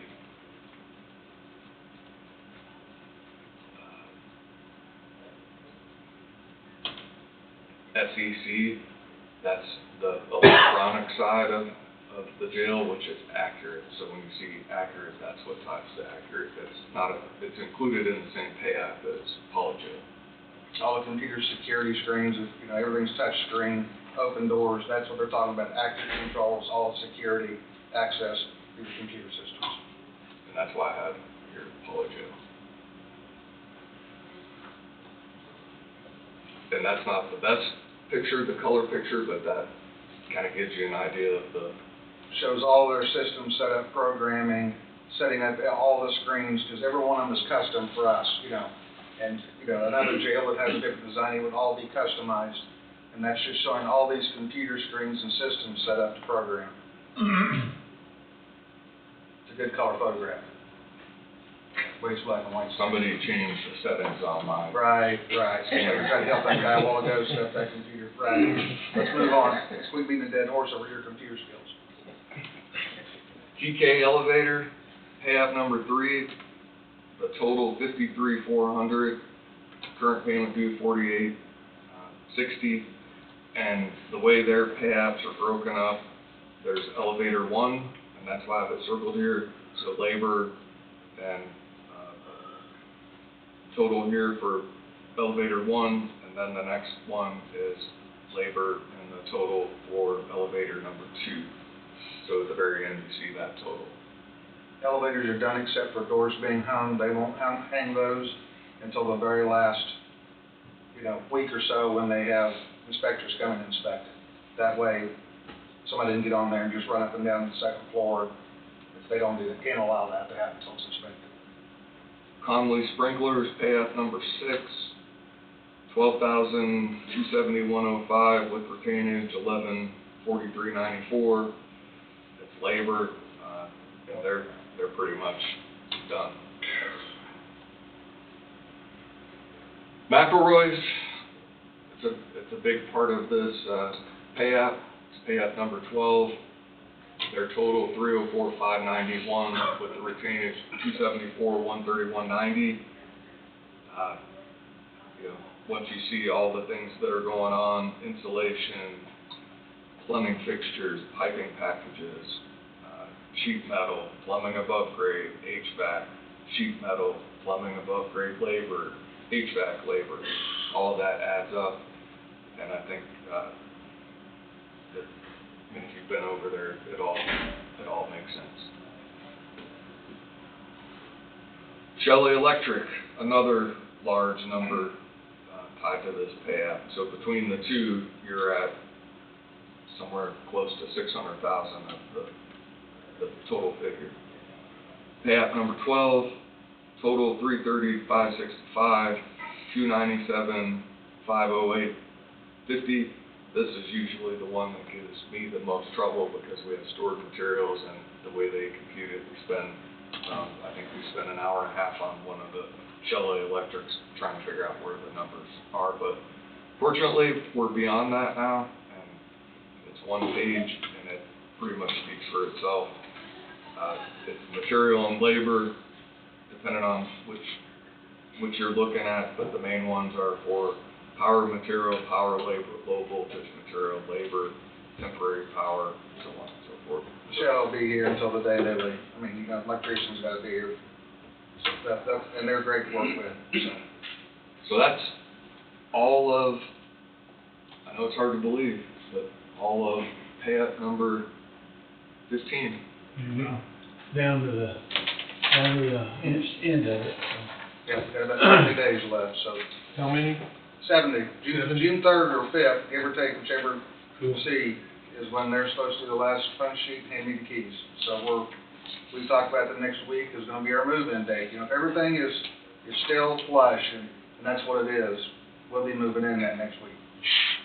So we're really excited. We're trying to get the last few things. You're going to see, some more, we come up with some more bills when it comes to, for example, all the kitchen. I'm getting to buy all the pots and pans and everything else for the kitchen. Some of that stuff is coming out.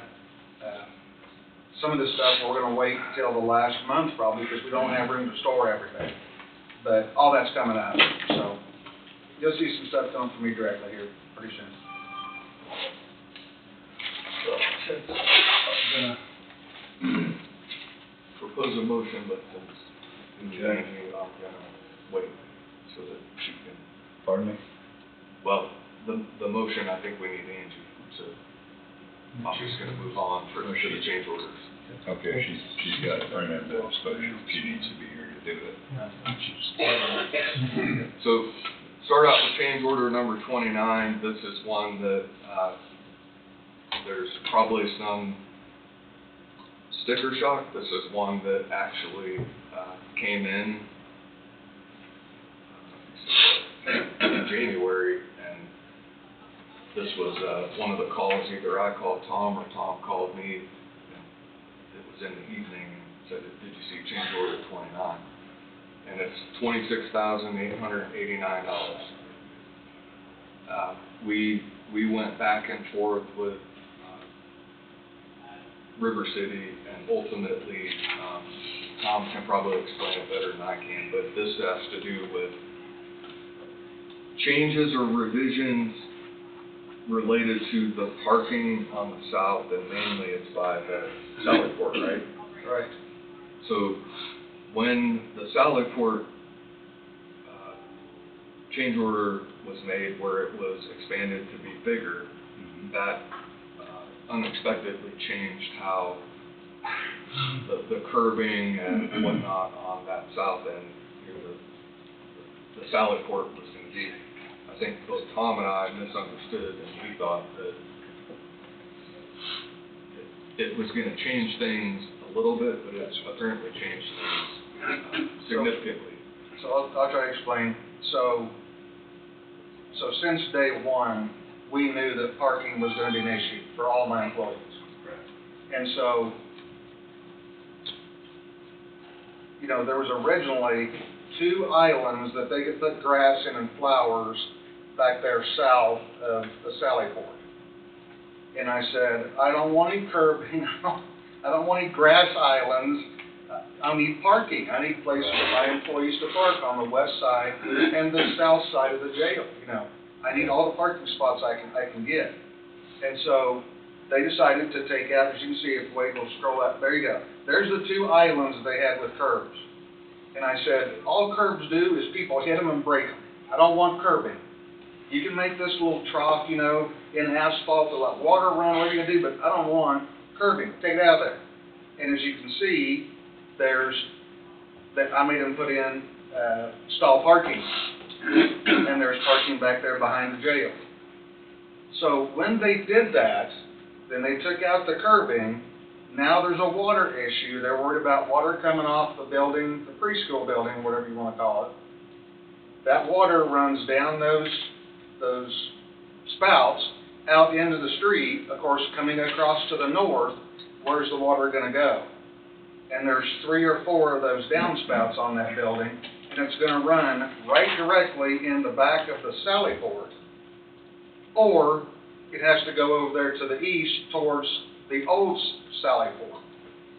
So when we did that, then we told them that they're going to have to put a drain. Oh. Here, take this and stand up there and you can point at it.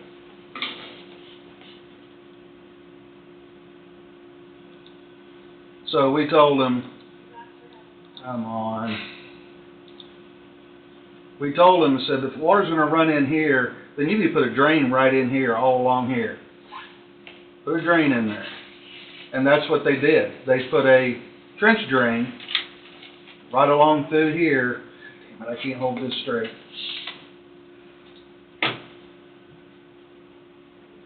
They put a trench drain right in here, all the way across over here.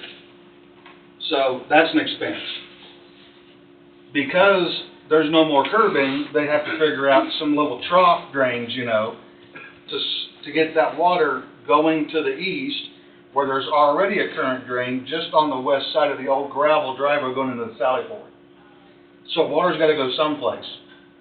So all that, of course, once they tore out these, decided they weren't going to put this curbing in, then they had to get with Introba again and Toth, who did the environmental study, to make sure that they could get this water runoff.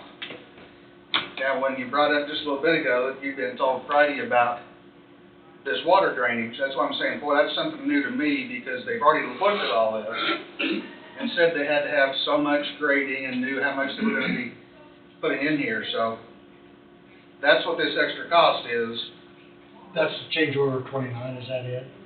Yeah, that's what this all encompasses, Okay. is me telling them I didn't want curbing, and I wanted more parking there, make stalls in there. And then some of that is just different in grading. They're gonna have to make this level to get water to run off, to keep it from running right in the back of the jail bay and the kitchen. So we saved $30,000 on this change? Saved? No, It's deducted. it's being pulled from the project contingency. Yeah, it was coming from contingency. Yeah. And then, Way before you said 26,000, and it's actually 29,889. oh yeah, I'm sorry. I just, if people are listening, to clarify that. Good job there, Tony. Make it sound better, Wade. Then, as these, this change order goes through the design, this is gonna be sort of the drainage. There's the drains right there. Yeah. So this is where the Sally Port is and where they're adding and where all the, I assume all the circles are drain spots, and then where this is all The gonna, big boxes, you see the square boxes are drains. That's what the drains are. so. Unfortunately, it's, something that's needed, and Tom and I sat on it for a while, and we had to have a long discussion to make sure that we understood before it got presented to you, because We sent it back to intro, but we sent it back to Goldberg, but we wanted things changed, and that's why it's taken so long to truly get here, because we wanted answers to questions. Didn't want to bring it to you half-hearted, we wanted the entire package brought to you at the same time.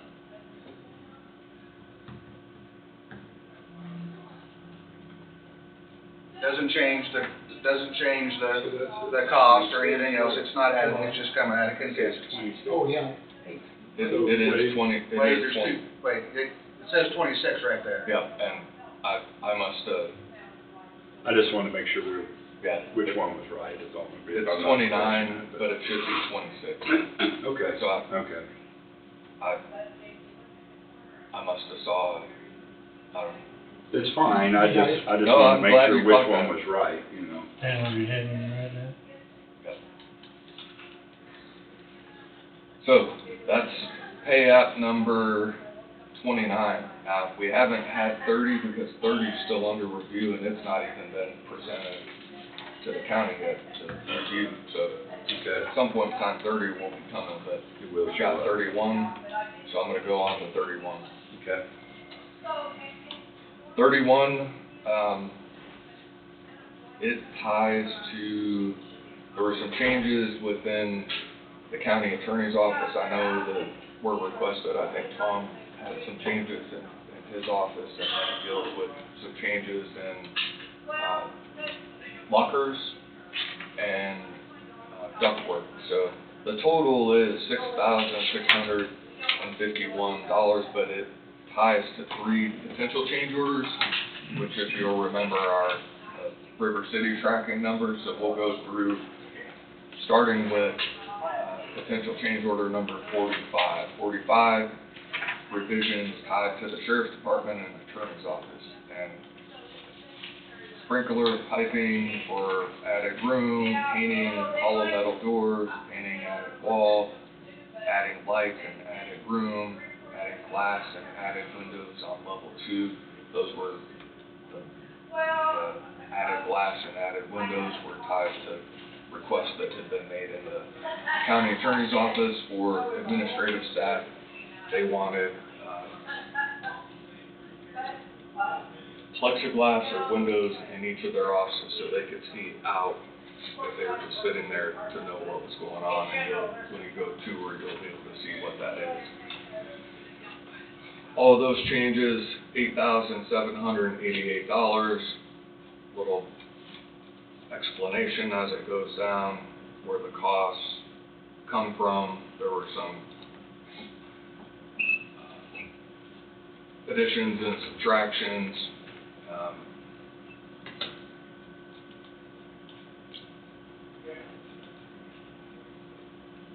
The painting estimate, Conley sprinklers, Shelley Electric. Every change has all kinds of different costs that are impacted. So, next one, potential change order 53, that ties to locker changes. So you'll see removing lockers in room 123 and then adding lockers outside room 128. And that was a credit of $4,048. And what are, you can... So there was lockers inside our evidence room, and there was no need to have lockers there. And so I said, I'm not paying for those lockers, we want those taken out. And so those lockers then were removed from the bid spec, and that's why we were given that credit. And then here's the map where that ties to. Look. So those lockers then were taken and moved just outside of dispatch, so dispatch could have some lockers right across the hall from their offices. So I took that and moved it to where we would could use it, not stuck in an evidence room where we wouldn't need anything. Just showing there where they're gonna be setting. Change order, potential change order 62, the last part of this change order, it's credit of, or a deduction from project contingency of $1,911. It ties to removing supply and return duct in room 231, and then basically reinstalling larger supply and return duct in 231. So it took out what apparently was too small and added what was necessary. 231 is the evidence room, folks. We've talked to you about since day one, probably not you new commissioners, but this is a positive pressure and negative pressure facility. So when you're in the evidence room, you walk into the annex and you can immediately smell weed from the minute you walk in there because it's just permeated everything. The positive, negative pressure that we can set in there, you'll never have those fumes in the building. Just like in the evidence lab, when you're working with fentanyl, then we have a hood that you put it in that's got a suction tube on it, negative pressure. It's sucking out contaminants, putting it into a HEPA filter to a container. So all that is because of those ducting have to be big enough to maintain that negative and positive pressure in the facility. That's the end. Sum and substance of that change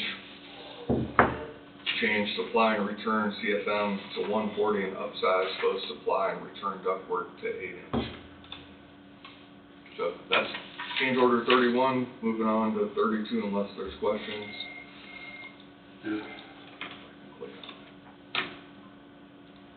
So 32, this ties to only one potential change order, that's 41. It's going to be a deduction from the project contingency of $5,276, and it mainly, this whole potential change order deals with the IT room. Fire rating.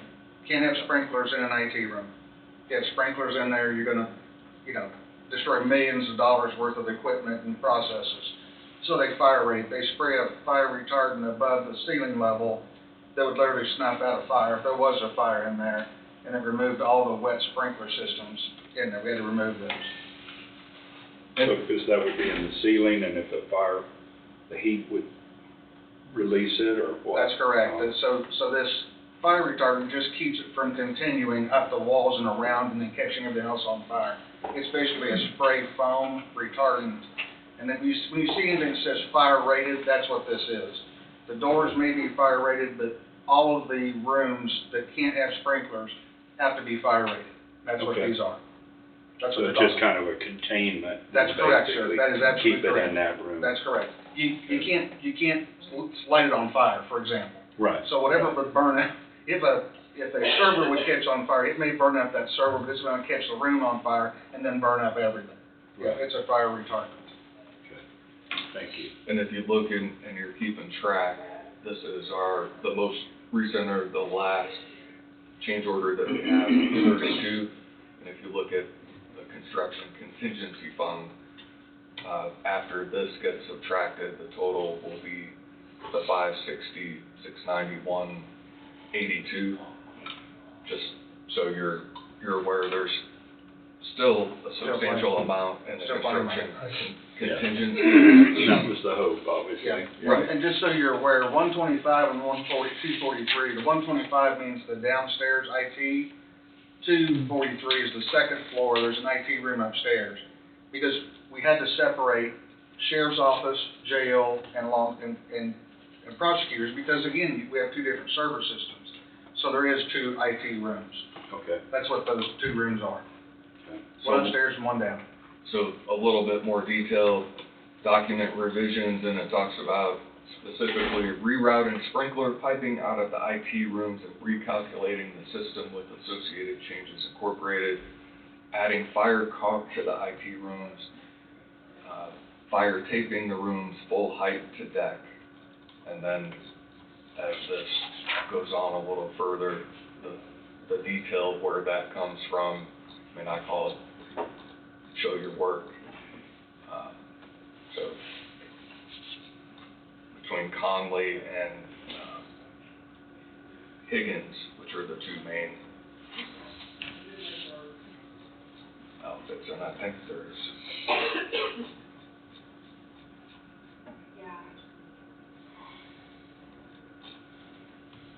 so, any questions about that?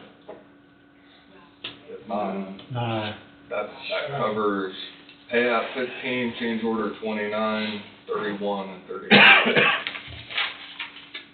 Hope you're sick and tired of this. I understand.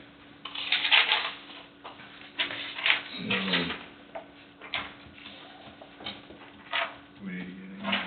Yeah, just grab. So we could get our, who does our motions and what have you. Ready for motion time? Everybody's favorite. So we'll just start with the pay app first and work our way down there. Yep. So I'll throw out, entertain a motion to approve application and certificate for payment, application number 15 for the period ending 2/28/25, submitted by River City Construction LLC in the amount of $1,268,415.88 for work completed, reference to Coffee County Law Enforcement Center project. Funds to come from the jail construction project fund, Fund 111. I move. I'll second. It's been moved by Hugan and then second by McCurry. Any further discussion? All in favor, say aye. Aye. Motion carries. Next, I'd throw out the following motion for the board to approve and for the chairman to sign the following change orders regarding construction related to the Coffee County Law Enforcement Center as approved by River City Construction. First, change order number 29 with costs associated with potential change order PCO 34, which includes contract document revisions associated with changes associated with additional parking along the south end of jail, a deduction of $26,889, with that same amount to be deducted from the project construction contingency. Change order number 31 with costs associated with potential change order PCO 45, which includes changes in plans to administrative areas, a deduction of $6,651, potential change order PCO 53, which includes credits for changes in lockers associated with PR 22 locker changes, remove room 123 and add outside room 128, a credit of $4,048, and potential change order PCO 62, which includes document revisions with Entroba RFI number 28, which removes supply and return ducts and reinstalls larger supply and return ducts in room 231, deduct $1,911, with a total of $6,651 to be deducted from the project construction contingency. And finally, change order number 32 with costs associated with potential change order PCO 41, which includes contract document revisions associated with PR 15, rating IT rooms to reroute sprinkler piping out of IT rooms and recalculate system, adding fire caulk to IT room and fire tape rooms full height to deduction of $5,276, with that same amount to be deducted from the project construction contingency. All three change orders with no change in the total project guaranteed maximum price of $25,712,885. So move.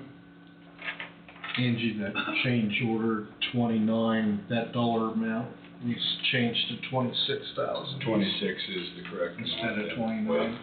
26 even? No, 26,889. Okay, got it. I'm sorry, who moved? I did. I'll second. It's been moved by Huguenin and second by McCreary. Any further discussion? Tom, this is all stuff that you guys have requested, or has there been some problem? Okay, that's all I want to Yeah. know. Yeah, We needed to hold them accountable or something. Believe me, we try to hold people accountable when it's, Sure, yeah. sure. Yeah, there's gonna be some things that we still arguing over things. Every month we argue with, in Trova or DGA about stuff. So you do your walkthrough, your final walkthrough. Oh, yeah, well, we're hoping it comes a long time. But I'm telling you, River City is very good about coming to us ahead of time and say, hey, this is gonna be an issue, there may be a change order, let's sit down and discuss what it is. So they try to keep us apprised of what's going on. Okay. I say it again, I say, we're a great group of guys to work with, they know their business. They are truly working for us here in Coffee County. And on both the pay apps and the change orders, Cole, he'll come in and he anticipates our questions now before we even ask him. Yeah.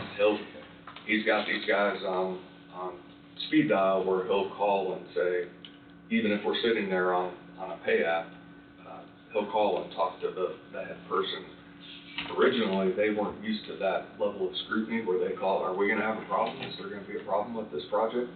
Now it's something that they're accustomed to and they already have the answer. So that's why we're moving quicker, even when we meet with River City to go through these pay apps, because he has the answers already. Yeah. Well, again, we appreciate you guys sitting down and taking your time to do this, because otherwise we'd have to go through the, It's gotta be done. Yeah. Just as soon as we do it, because we've been doing it Yeah. since day one, Yeah. so, because you guys have worked with it from day one. yeah, so it's Good question, Todd.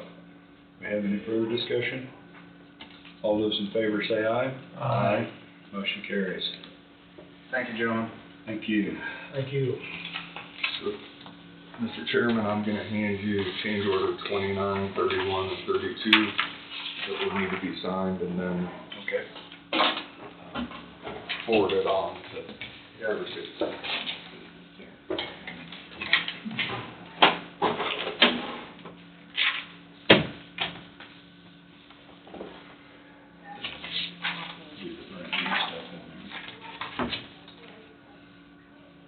I think I'll go right in and see what the story is on this stuff, now that you got me. I suggest maybe one of us go, because like I say, it's no offense to River City, but it's Coffee County's project, so to speak. River City's got nothing to do with this. I mean, River City's just saying, I'm assuming, they've said since day one, this concrete project is not ours, this is yours. Right. But I'm assuming what they're saying is what they need from, from the west side of that horseshoe on west. We need to make sure we butt up together and not have issues, but I'll call Ryan and maybe we can talk over lunch or talk right after lunch or something. Jeremy texted me and asked if somebody could meet, a commissioner or two could meet with him after the meeting. There you go. Angie suggests that we move the EOC role training. No, not that one, the work session. Okay, I'm sorry. That's what Sorry. I thought, how are we moving that? Okay, very good. We're good. Okay. I was So just- I'll see what I can find out here in just a few minutes. Well, I'd be glad to go with you, because, I mean, That'd be good. as far as the EOC thing goes, I mean, I'm only here for a short period, I mean, I think you need to be with him. yeah. I mean, personally, I think you need to be involved in that. That's wrong. Very good.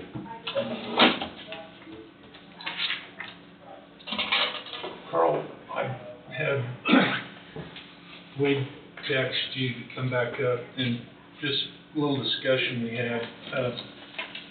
Why was KDH here? Just to educate you guys, because okay. just a second. To educate you guys, because KDH is going through paperwork right now that they made me aware of. There may be a second land application site. It's going to be closer to the Leeville area.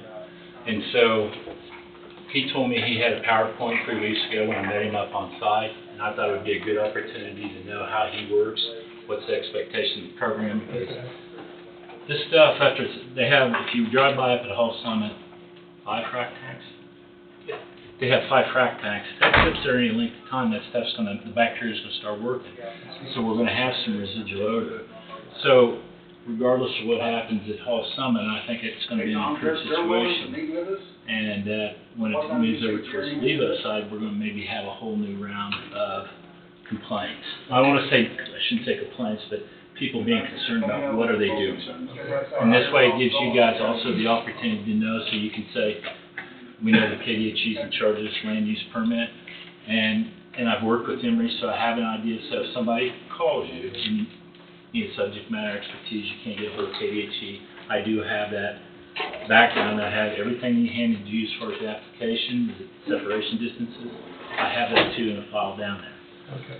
So if you guys, I can help out, it's whatever. I didn't know if there's a problem or if we were getting ready to have an application series with his PowerPoint thing. No, what it is just his program. Okay. He's the gentleman I've worked with the situation at Hall Summit. And then he says we're still working through, it's gonna be over in the Levo area, is where they're going to be applying this waste. And it's not human waste, it's the stuff that he talked about, the beneficial, yeah. And then this way it keeps everybody on the same page as far as hearing from somebody from KDHE, and it's just not Carl. Right, and, you know, he was bringing up the dust issue, but the dust issue at Hall Summit was taken care of early on. We met with Ron, Carl, and I, and the owners. Was Ron there? Yes. It's far enough ago that without my notes, I'm in Yes. trouble. And then it was discussed at that time, the possible dust situation, and Ryan, they're paying for the dust. Ron is, A1 pump and injection. It's taking care of the dust. So That's their proposed application that'll be up, I think 24th and Irons, without seeing the official paperwork. I haven't seen the official paperwork, so I probably did something wrong now.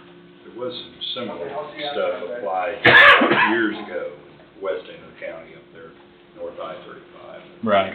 Yeah. Well, not only do we have A1, but we have also, Hodges have a crew, but they handle a lot of the municipal stuff, the Hodges do. And they work with the big cities. I was gonna say, they work more with municipalities. Right, in the big cities Right. is what they do, whether it has to do with water or wastewater. Because I know down at Stillwater, my son's down there and they stop in, they renew and see each other, and they're doing with the water side of it down at Stillwater. So this is just, there's one coming out. This way it puts everybody on. If you guys want a copy of that PDF, I can send one out. You don't have to rely upon that paper copy.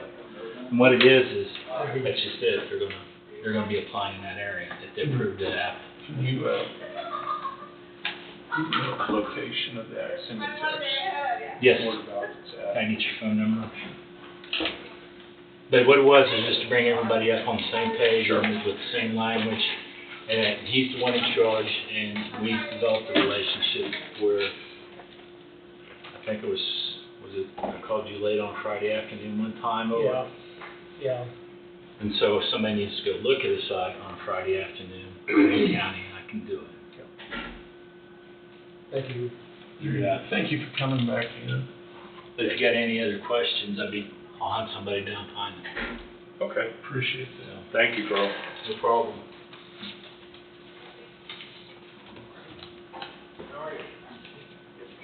Well, do we wanna work on this salary? We need to go down. You need to be on Amber for We need that. to go down. That's right. So I guess you can recess for EOC training and then return after lunch for salary work session? Or do you want to postpone the salary work session? You still have a few weeks. Well, I don't care what we do. You It's can, whatever everybody wants to do. I mean, I have your books ready so you can take them and look at them. I don't know what time, well, we get pretty close, I guess, what time we want to reconvene if we're gonna come back after. She's gonna need us for an hour, Yeah. correct? About an hour, and then you'll want to probably go grab lunch Yeah. or just adjourn now and then, What's everybody want to do? You want to call it a day and I'll go to the training, or you have things? I'll have some things that won't take too long, but it's probably about 30 minutes worth of things that. So, we want to try to be back here at 1:15 or something then? Would that work? so a recess until 1:15. As far as the salary work session, we could postpone that until next week, if possible. Yeah. I don't care, it doesn't make any difference for me. Okay, And you still gotta talk to Connie on her thing, that's right. which she's aware that you may not be back till after lunch, so. Okay. Well, But you can go after that if you don't wanna stay for the work session today. okay. Well, we can, I guess we'll, recess and go to the role training in the basement, and plan to be back here at 1:15.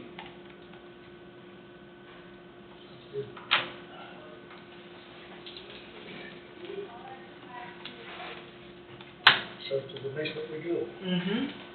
I think it's- I don't believe so. Oh. West side of the road. I guess it's 1:15, I guess we're back in, so, let's see. So you had something else for us, right, Wade? Yep, I got a couple things, so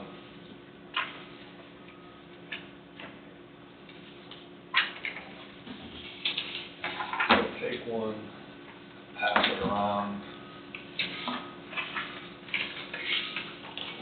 So what I'm handing you, if you recall, several weeks ago, it may have been a month ago now, there was a bid on the phone system for the county. MC Networks was awarded the bid, and I've been going back and forth with,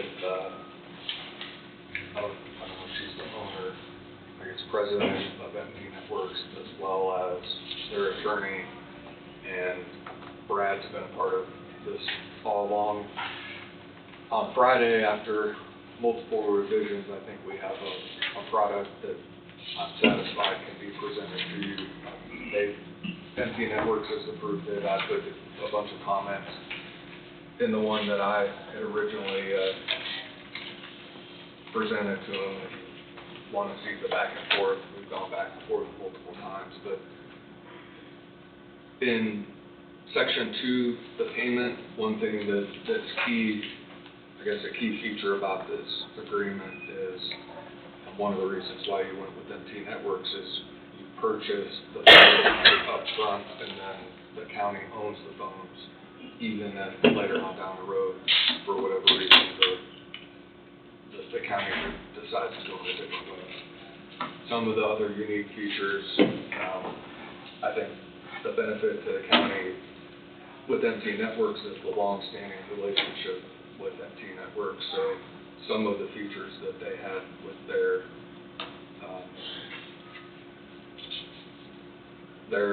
agreement with the county is to not push certain things that maybe they work with other customers.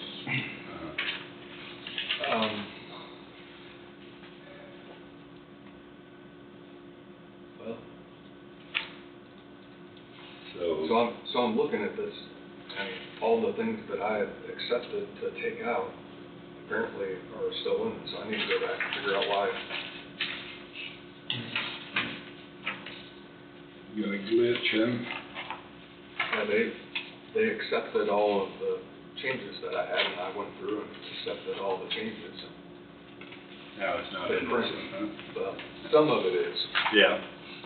Some of it, as I'm flipping through to say, this isn't there, well, it's there. So, They were in agreement with what you had before though, huh? Right, why I have it in front of you right now is I wanted to go ahead and get it vetted and, if at all possible, approved, because I know Brad's waiting for that initial cost to go out so that the phones can be ordered, because I don't know what the turnaround time is on the phone, so. Do we need to do that, or do we need to contact Diantha and see what's going on with this one? Well, I have the one in my email that they'd agreed to all the changes, and I went through and just accepted all the changes because it had everything crossed out. So we're good then, when you've got an email, we can. Yeah, I just need to go back and figure out why some of the things that, so for example, in,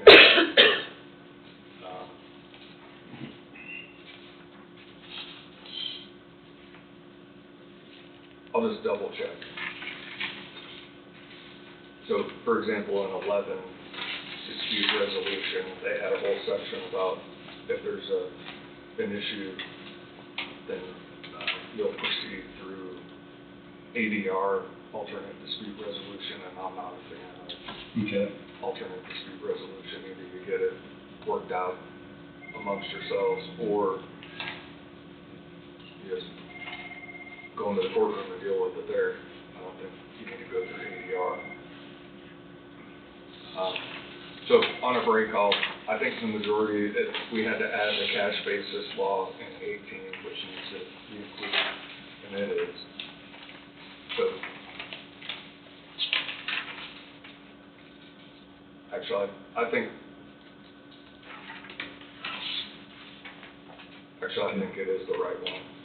I thought dispute resolution, and I thought it was what it said before, but it actually says what it should say. I was gonna say, because it doesn't have anything to say about, what was the acronym you? ADR. Yeah. Okay. We talked about that in our last meeting. Yeah. So, at the very end, if you just take a few minutes to take a look at it, I think it's where it needs to be, and it has the right signature lines. It's already been approved by their attorney and by NT Network, so I think once they get the signature from the county, then they'll turn around, sign it, send it back. Okay. So that's that.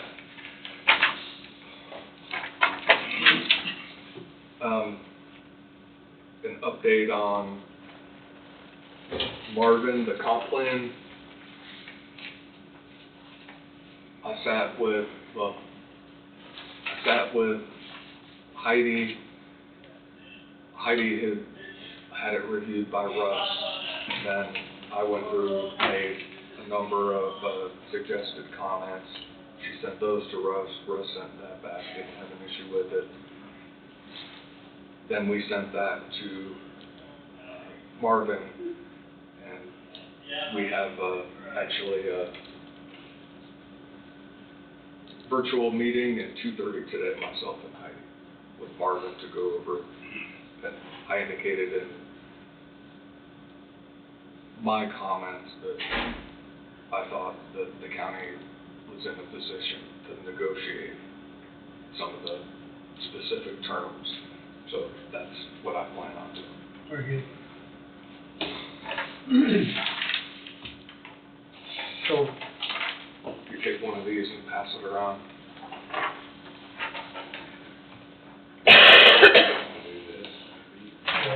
You satisfied with this in the way it is?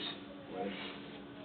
Yeah, I believe so. I just want to go back and double check. Okay, well, let's do that a little later then. Yep. What I just sent around is, I've been meeting on a regular basis with the custodial staff, and as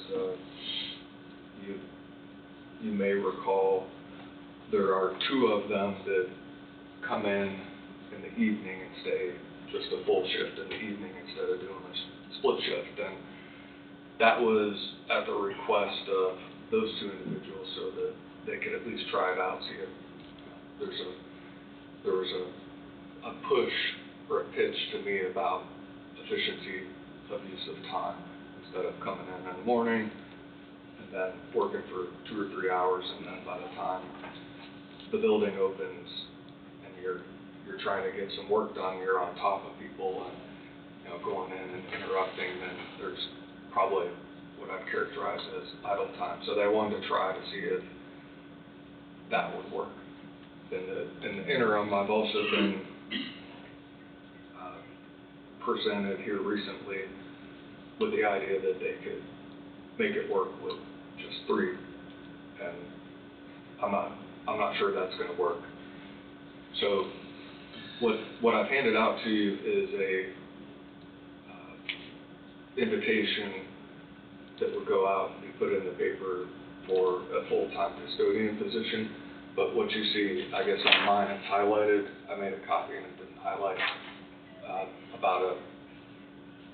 this position requires ability to work a split shift consisting of early mornings and early to late evenings. So that has always been the obstacle getting people to apply, or when they have applied, trying to get people to make it work with their schedule.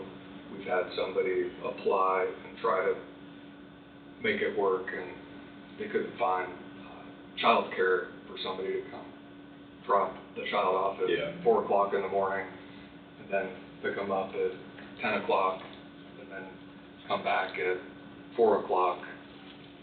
Just finding childcare for that time. 2 time periods ends up being difficult.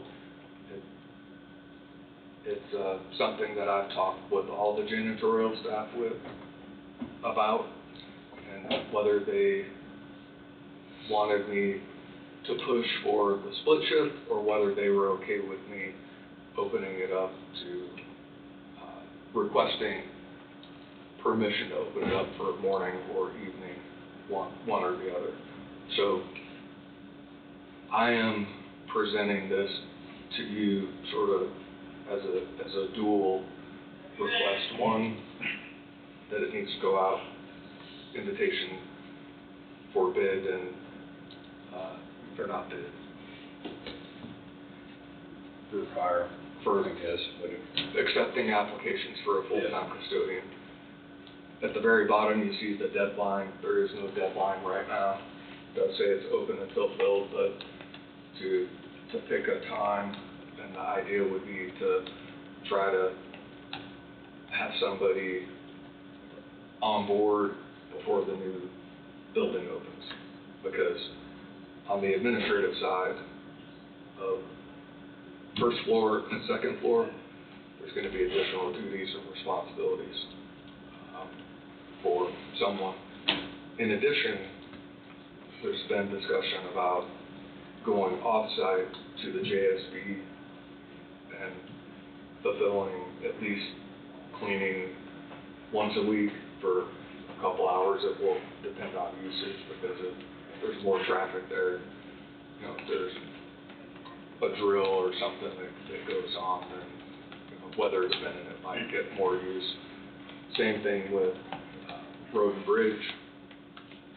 They're going to utilize someone to come and clean once a week, just in their main administrative office.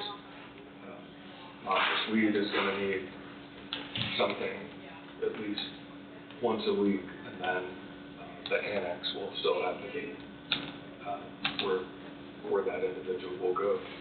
Now, those are new and additional, and historically for the new commissioners, at one point in time, each of those offices would contract with somebody and have them come in, but we ended up with because they're not county employees, we ended up having an issue on the insurance side where they would have to sign a release, because if somebody fell, for example, and broke their arm on county property and they're not a county employee, then we have some obstacles. So it sort of transformed the approach there for a period of time.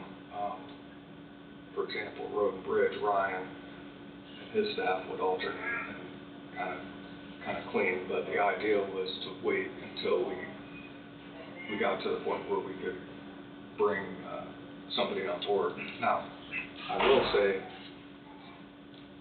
this isn't creating a new position, because when Charlene retired, that ended up opening up a position. So we've just been trying to operate just on 3 instead of 4. But I'm told, and I asked, we'll need one that possibly half of another, but we'll see once we get another one on, just to see. That's the pitch there. I don't know if there's any questions, but the dual part of that is the second part. stay with the split shift, open it up to have somebody in the morning. Right now, we have the evening covered, so I would suggest if it is gonna be changed, that it would be a morning position, so. And just come in one time. Would they come in earlier? They will come in earlier. And be like to noon, or what would your thoughts be then? I mean, is it necessary that we have somebody on duty all the time, then I guess? I mean, a lag would or wouldn't want a lag between the morning and the... So right now, there's a lag because you have someone who's here in the morning from, if I remember right, it's around 4:30 or 5 until 9 or 10, and then they wouldn't come back in until around 3 or 4. So during the day, then So you have. that's been working. That's how it's been for a period of time. I think, during the day you have, although not a custodian, you have building maintenance, which would be Barb, and if there's an issue, then it gets brought up. And Okay. So right now, you've got the evening shift covered, and what this position would do would be it'd be a full-time position for the morning side of it, or? That would be, so one of the staff members has and likes the split shift, so they'll continue to come morning and part of the evening. And then the two that are working the evenings, they break the building and what they're doing into sectors, I guess is the best way to put it. So everybody has their sectors that they're working. So for instance, somebody probably has the second floor, and then somebody has the other floor. They break it down. So this position would be taking care of JSB, Road and Bridge possibly, and. I think once they have an additional body to divvy up responsibilities, one of the existing members has indicated they don't mind traveling to some of the outbuildings and go from time to time. But right now, with the division of responsibility, I'm not sure that it can happen, and then you add the responsibility for the second floor and the first floor of the new administrative side and the new jail. It's going to be some extra work. That's the best way to. How many custodians do you have? There's 3 custodians and 1 building maintenance. And historically, there's been 4 custodians.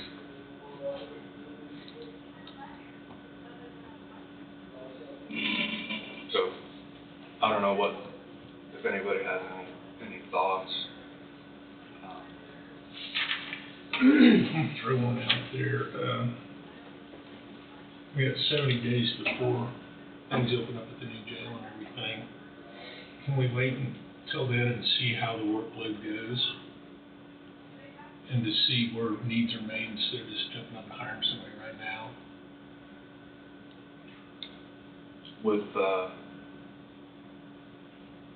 With that in mind,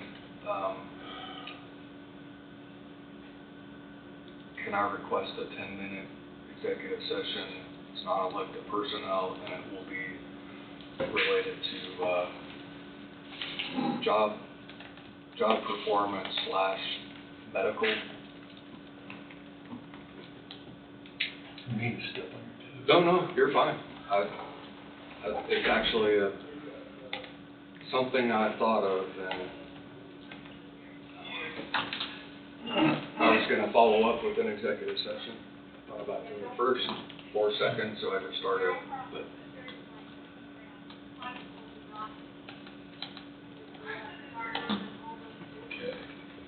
I'm working on it, I don't have it ready yet.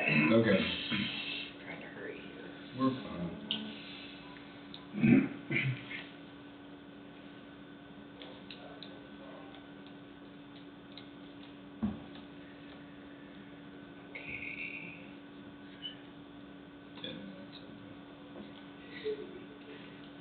10 minutes will be plenty.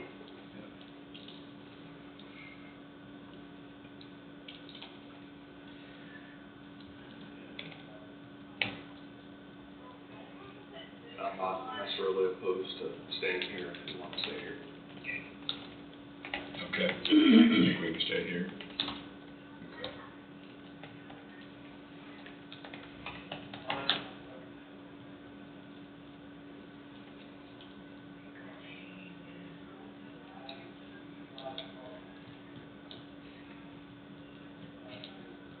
This is about what you've got on there.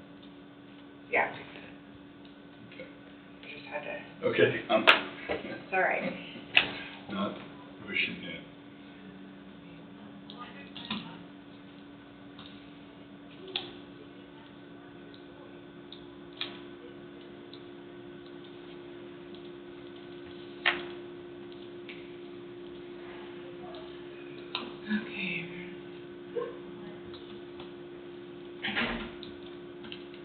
Okay.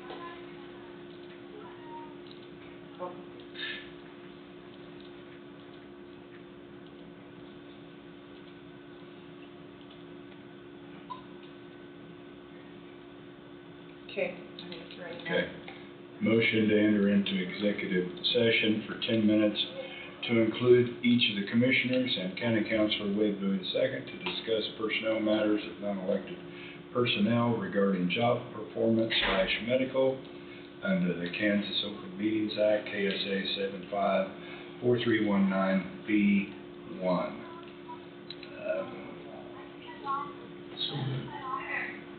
I'll second. Been moved by Barker and seconded by McCurry. Any further discussion? All those in favor say aye. Aye. Motion passes. We'll enter at 1:37.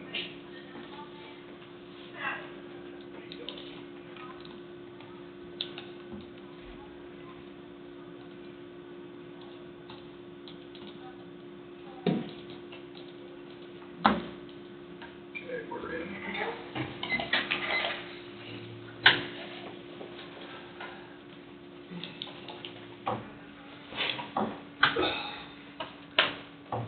Okay, we're back in session.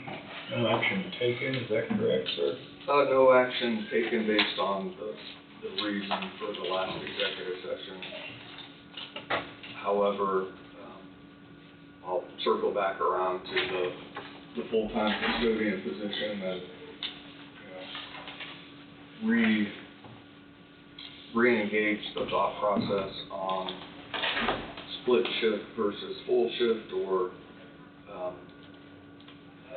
maybe include, if you decide to move forward with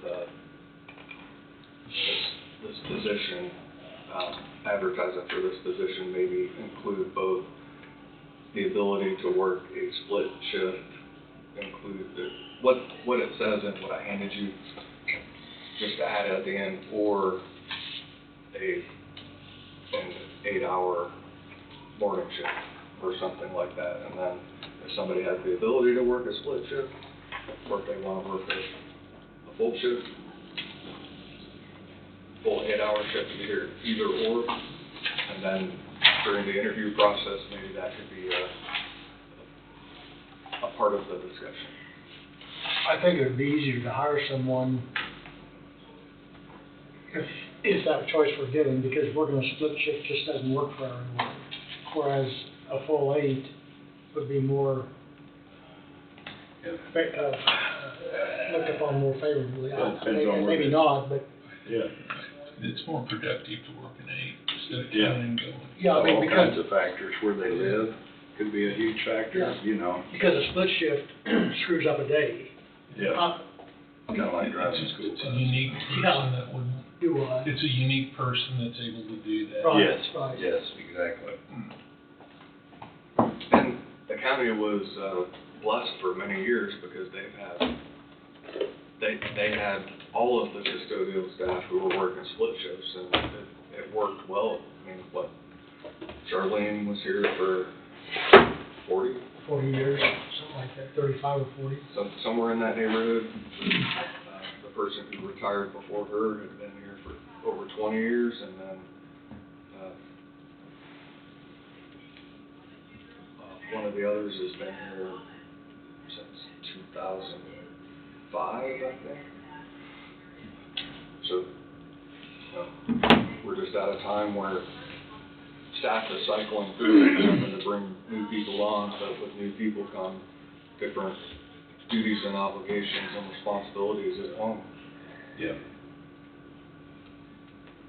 So, So do you want, Angie has just advertised for a full-time custodian. Do you want to put any more of this wording in there? no, I just want your opinion and feedback on the shift, because whatever you decide is what's gonna have to go out in the advertisement. That'll get put in the paper and probably put online, and then, You also mentioned that it does not add a new position. oh yeah. Yeah. Right.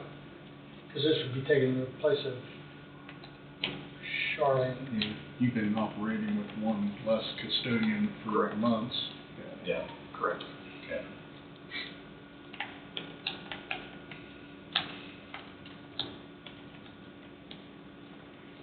And then what the deadline would be to be included in the,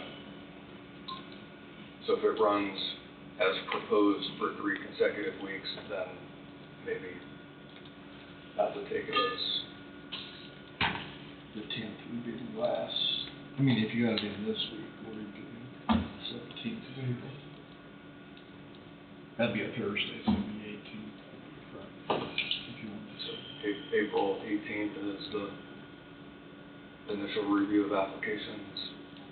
Okay. April 18th. That is if you want to start running it on the 3rd. Start running it this week, you could move it up to the 11th.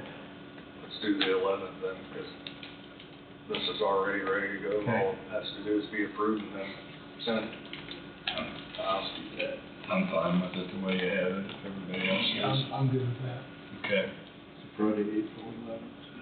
Okay. So a motion to advertise for a full-time custodian to fill a vacant position. This does not add a new position. I'll make that motion. Second. It's been moved by McCurry and seconded by Barker. Any further discussion? All in favor say aye. Aye. Motion passes. So I guess we've got it printed up and ready to go.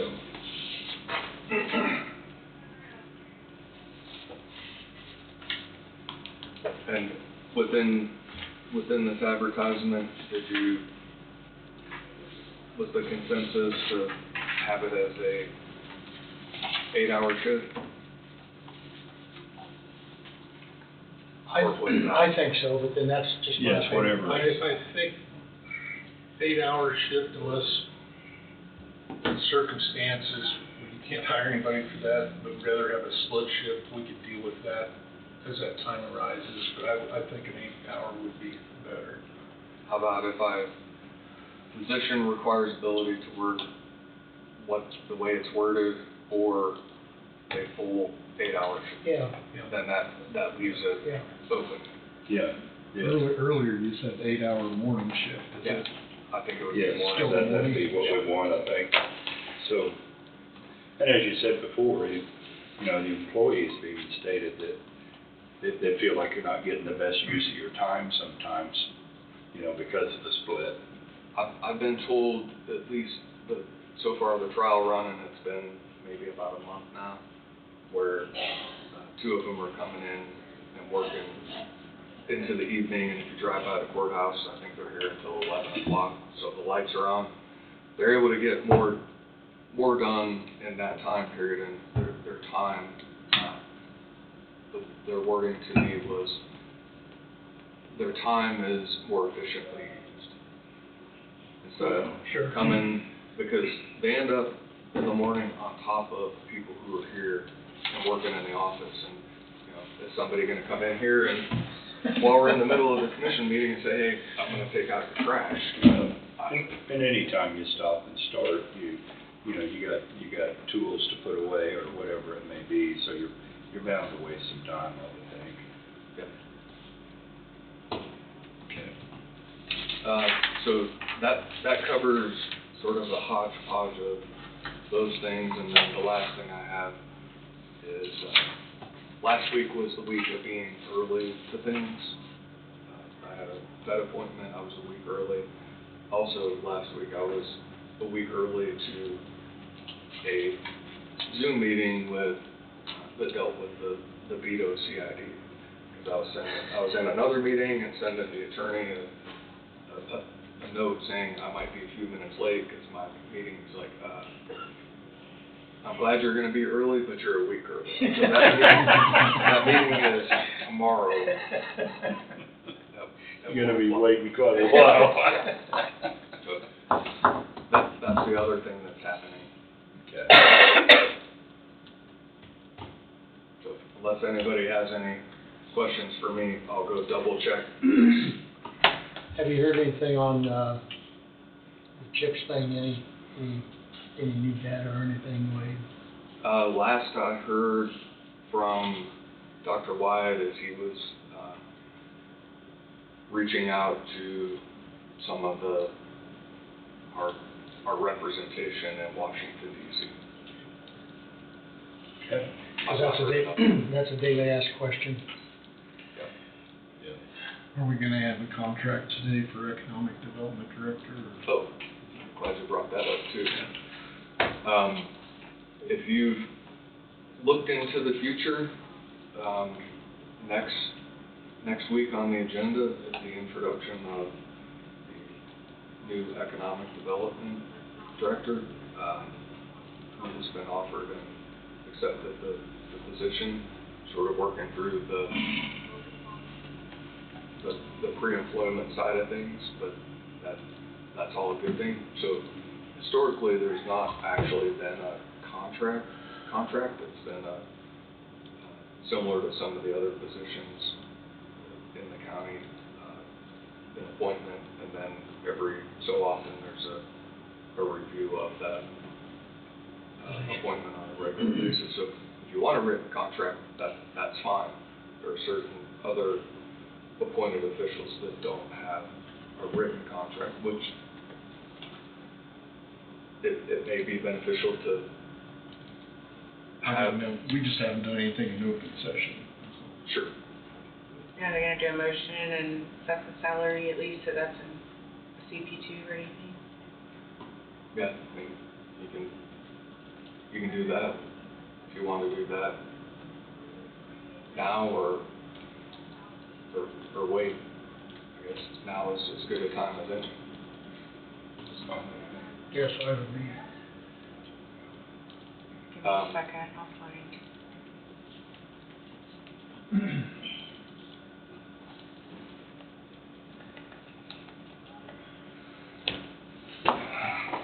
I've been working on the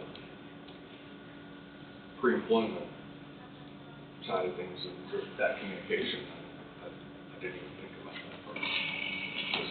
So I'm glad you brought it up.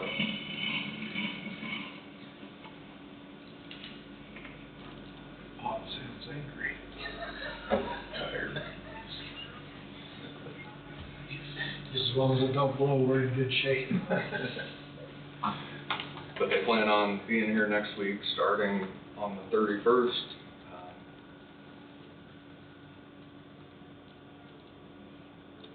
Do you know what that annual salary is gonna be? It will be,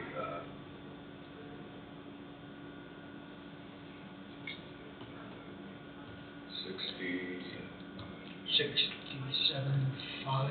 Yep. Todd? I believe that's right. Yes, that is right.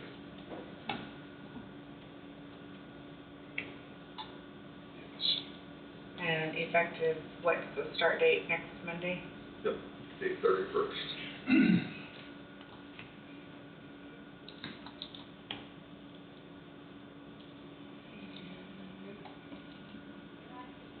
Okay. I'll get the CP2 ready for you too.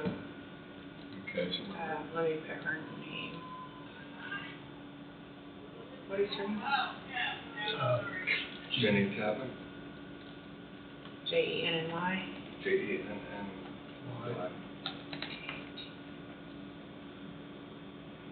That's right, isn't it? And I'll make a CP2 and then we'll have you sign it if you guys Okay, approve it. so we'll go ahead and do Yeah. the motion. Yeah. Okay, I ask for a motion to authorize and direct the chairman to sign the Coffee County payroll notice for Jenny Tapman, new hire, Economic Development Director, wage $67,500 per year, effective March 31st, 2025. So moved. I'll second. Been moved by Barker and seconded by McCurry. Any further discussion? All in favor say aye. Aye. Motion passes.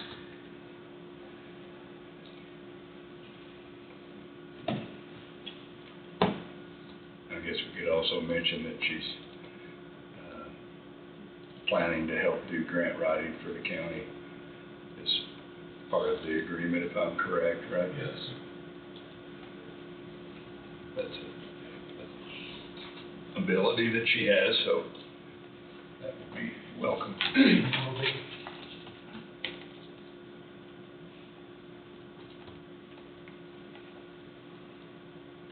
So then you were gonna check on this? Yes. Make sure it was right, Wade, is that right? Yep, Before I'm we just do gonna something do on a that? quick scan over and make sure it accepted all the changes and Okay, then be back. I'm sure it'll be pretty quick. Yeah, unless you have anything that you want to bring up with me.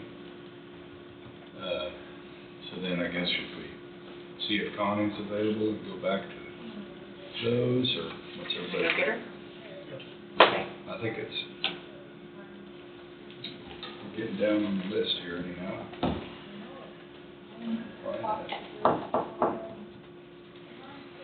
Thanks for bringing that up, Mark, because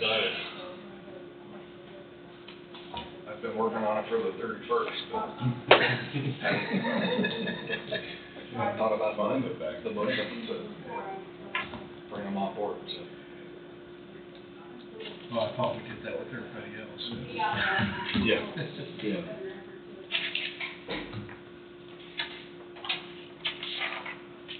I'll just be back.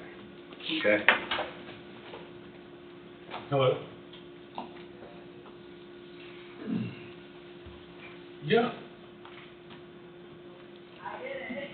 What's that? Okay. We're still in a meeting here. Yeah, yeah. Okay, I'll call you. All right. Bye. Okay, thank you, Angie. I just texted her. Yeah, she called and so I said, I'm in a meeting and I'll. Not a meeting, the meeting. I guess the meeting. I'm still in that meeting.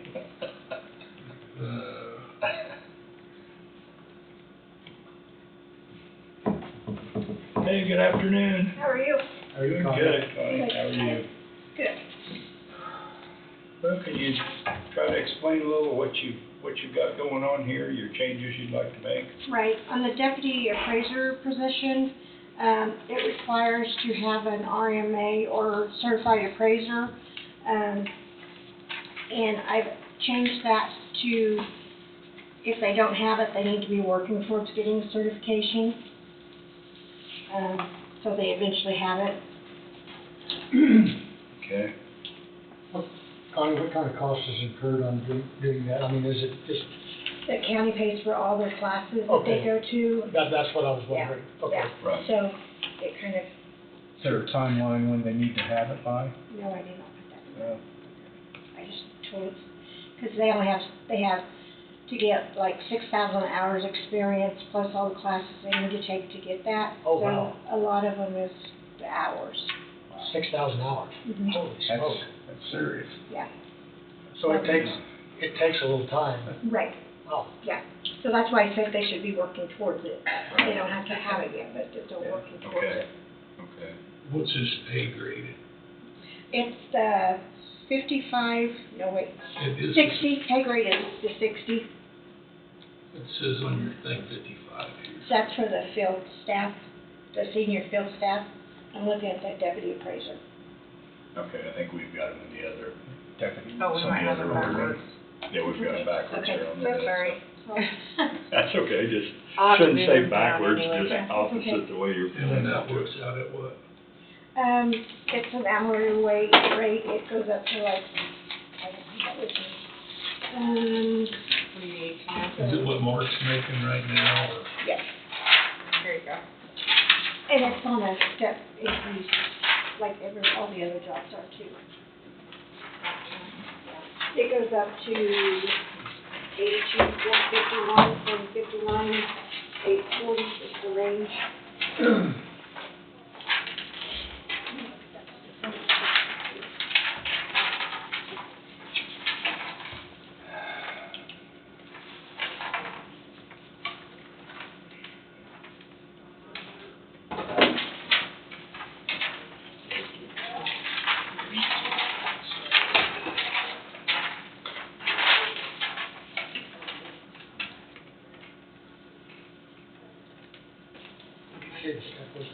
What I'm looking at 60 is on the back.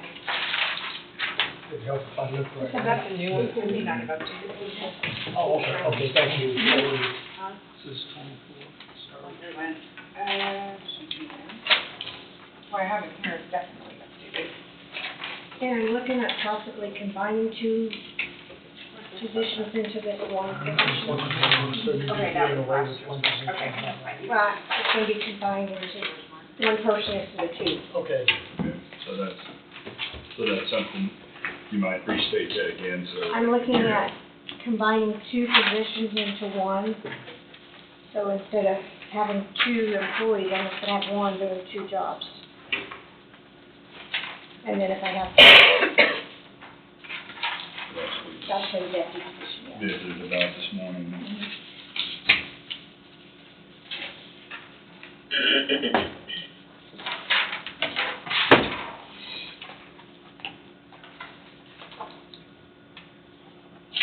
And I didn't change pay grade or anything, that was already at that level. Right.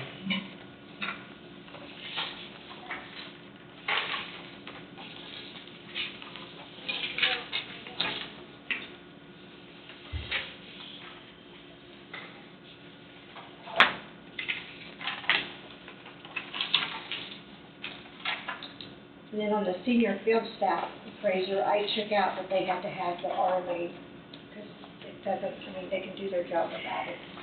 They're collecting the data for us, Okay. so there's not really a need that they have to have that. Right.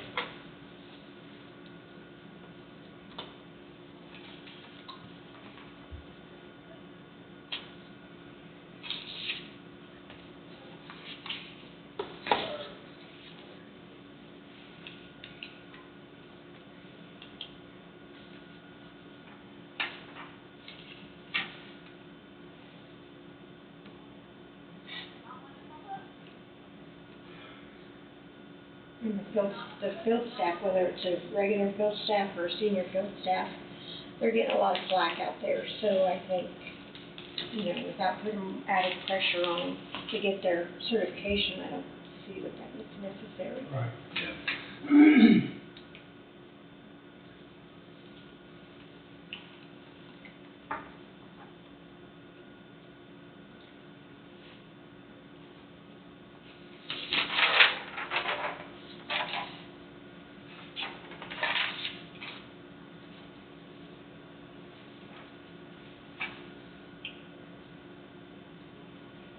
So the deputy appraiser, you're going to combine two jobs for that? One person's gonna be doing both jobs. Sorry, I'm lost. I'm I'm thinking looking everything. at doing,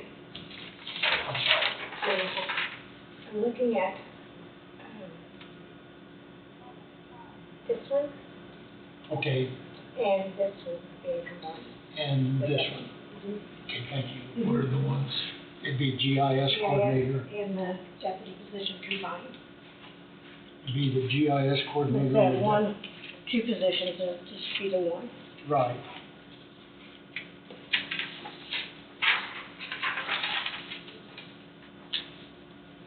there any qualifications on being on the GSI coordinator?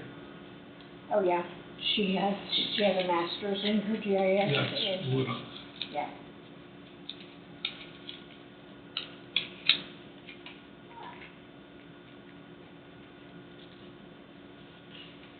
I'm just trying to downsize positions.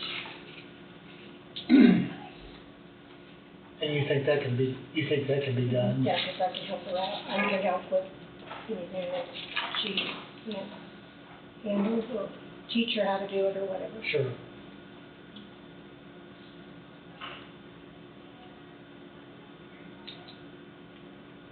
I guess my question was, is the GIS coordinator has to have a master's in, She doesn't have to, but she has it. oh, Sorry. Yeah. I'm not trying to be No, thick-headed. no, it's fine. Yeah. She doesn't have to, but she has a master's in Okay, the GIS. okay.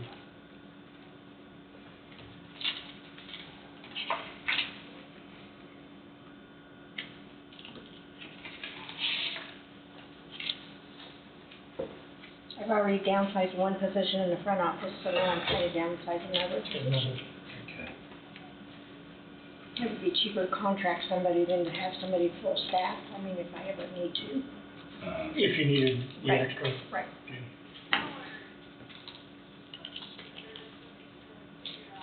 so, see if I got this right, you're talking, based upon what you've said there, that your GSI coordinator is also going to become your deputy appraiser? Mhm.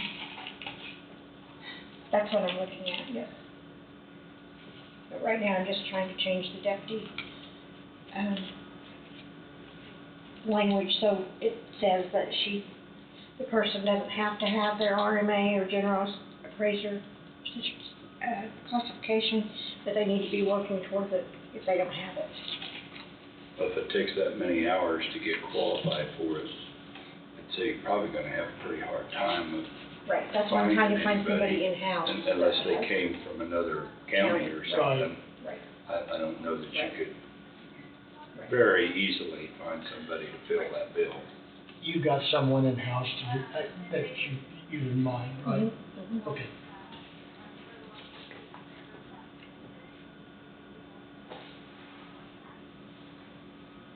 Thank you, I think I'm getting it now. Okay.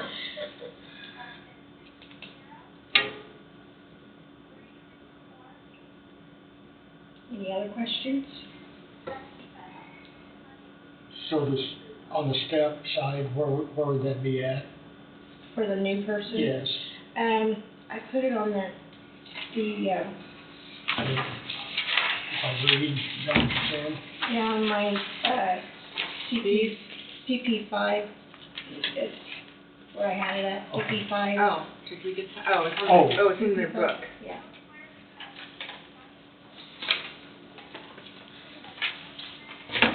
Tab 3.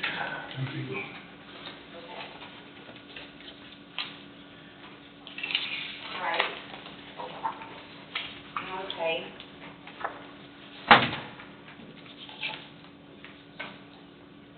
I'm trying to get it back in line where it follows the steps instead of, yeah. Because always before, we just got the cost of living raise. I got the closest, before it only got the cost of living raise, and now I'm trying to get it back in the step. Yes.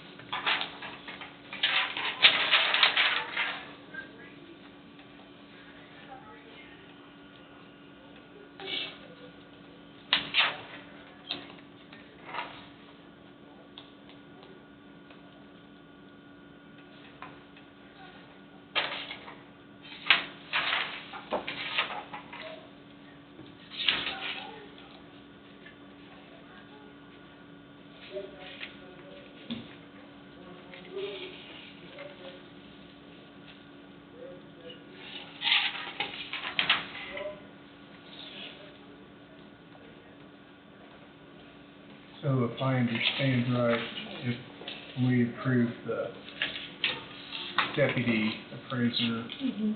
description, Mhm. then as far as your list of hourly employees, one of those would be going away. And then It would become salaries. They would become salary and then that would do away with. that would do away with the one, Mhm. Wouldn't be getting the pay for the GIS. She would get paid for the deputy position, which would also include the GIS Right, but facilities, right? at the one salary, obviously. Exactly. so you'd be doing away with an hourly wage Mhm. and Eliminate the position. eliminating the position Right. and combining the two, okay. Not making this too difficult. No, everybody just wants to make sure they understand. So right now, there's 8 employees in your department, including you, and there would be 7 after all this. Okay. Yes, I was counting. that's fine. And then eventually I'll be down another employee, I believe, Yeah, later in the year. for our conversation this morning, you know, Down. not fill another one when one retires. I'm trying to save money. No. Appreciate that. Thank you. Yeah.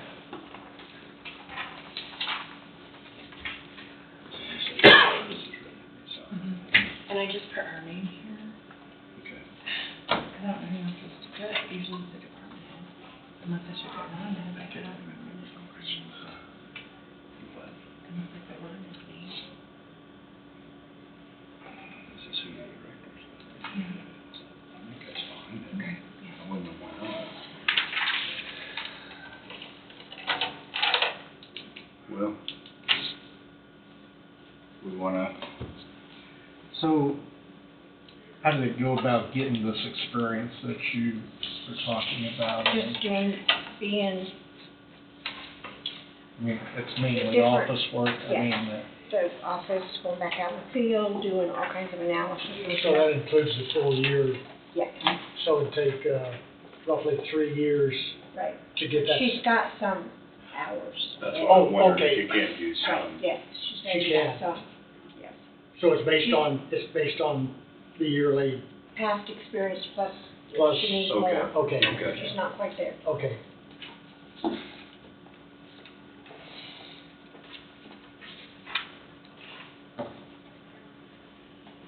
So, are we ready? I think so. I'm sorry, I didn't. No, go ahead. No, I think Connie's doing everything she can to make her office more efficient. So, motion based upon the recommendation of the county appraiser to approve the revised deputy appraiser job description and pay grade. I'll make that motion. And I'll second it. It's been moved by Peterson and seconded by McCurry. Do we have any further discussion? All in favor, say aye. Aye. Motion passes.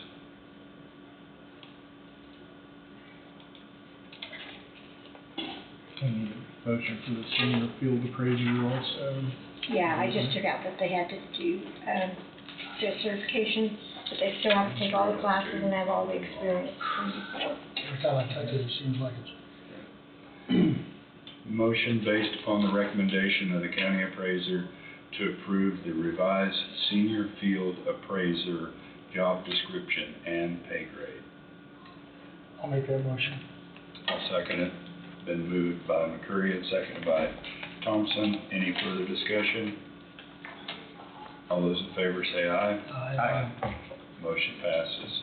Thank you, guys. Thank you for, You're welcome. thank you for very for much. the explanation. Thank you. Thank you. I just couldn't hear my head what was. No,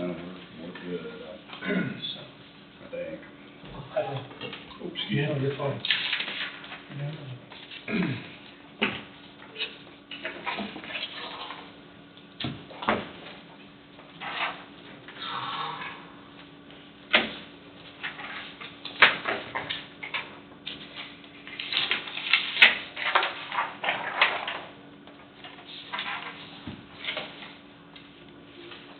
So, the only other things I guess was this, telecommunications agreement, and then decide if we wanna work on the salary any today. If we wanna wait till a later date, we can do that, whatever everybody thinks. If there wasn't that much, yes, between the two.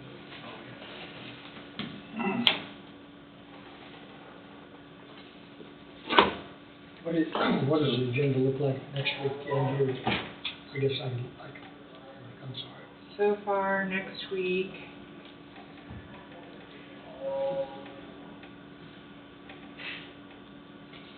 you have your SOS proclamation, well, River City will be here, and then SOS proclamation, which is a 5-minute thing, Jenny Chapman, and then Tyler Ellsworth with Kuchak Rock will be here at 10. Oh.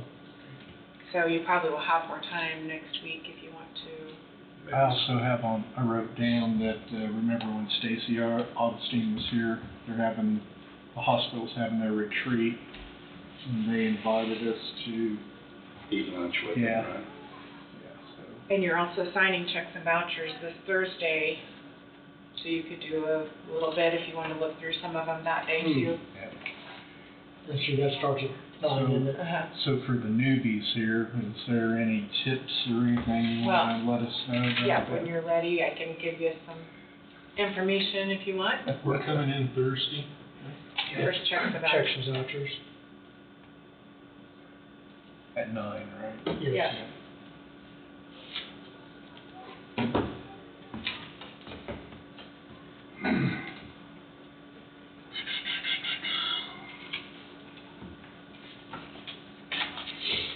So we can work on it now, so we have it all to. That doesn't matter to me. You got my date book tonight for the Four Rivers at Burlington High School. At 5:30. And, well, I'm drawing a blank on what were they speaking there about. It's their annual meeting. It's your annual Annual meeting. meeting, okay. I think dinner's at 5:30, 5:30. and the meeting's at 7, I believe. Yes. Do you want me to tell them about the book? Well, it's fine with me. I didn't know if you were ready for me to talk yet. Yeah. Okay, so you've got your 2025 books in front of you, which has everything updated in there. The first tab is your elected officials and department head salaries. And that you set back in January after you do cost of living. And then, so all of those should match what's back in the tabs under each of those departments, unless someone's asking for more for an extra raise or something. Then the second tab is the salary chart, and that's been updated, of course, except for the one we added today, which I haven't updated in the computer. I haven't printed it off again, but that's for seasonal. And so as you go through, each of the employees should fit on this chart somewhere.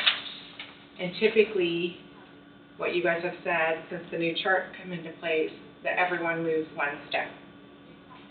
So as you review through and look, if there's something that's different and you want to talk to somebody, if that even, I haven't even paid attention to what's going on, but I mean, if there is something that's more than one step and you have questions, then you'll want to ask those questions. You also have your last year's book. If you look through and you want to go check the last year's against this year's, you can do that too. I know that commissioners in the past have done that, so. Anyway, I think that's the gist of it all. Typically, now there's a 2-page document there, and mostly you're looking at page 2. There's a formula that is calculated. Well, I set it up in Excel years ago because I hated doing it manually. And through rumor out throughout the courthouse, everyone heard I had this Excel spreadsheets that calculate it for you. And so basically, they plug in numbers on the back page, and it carries over to the front and calculates all of it. So it's very simple for everyone to use. On that front sheet, On the CP5, I mean. yeah, on the CP5 front sheet, it'll tell you like if there's gonna be anything left over and above the salary. So as you're looking on, I don't have commissions in there I must have printed it out. That's in mine for. Oh, it is? Maybe I didn't get it in I saw mine. it a second ago. Oh, wait, okay, well, so like if you go to commissioners. Heck, I don't know, a lot. Here, I don't have it in mine. Maybe That's all right, okay. on 6, yeah. I must not have put it in my book. So anyway, so as you look at commission, you'll see on the back page, just as an example to walk you through it, you'll see that you guys are staying the same on your salary. There's no changes.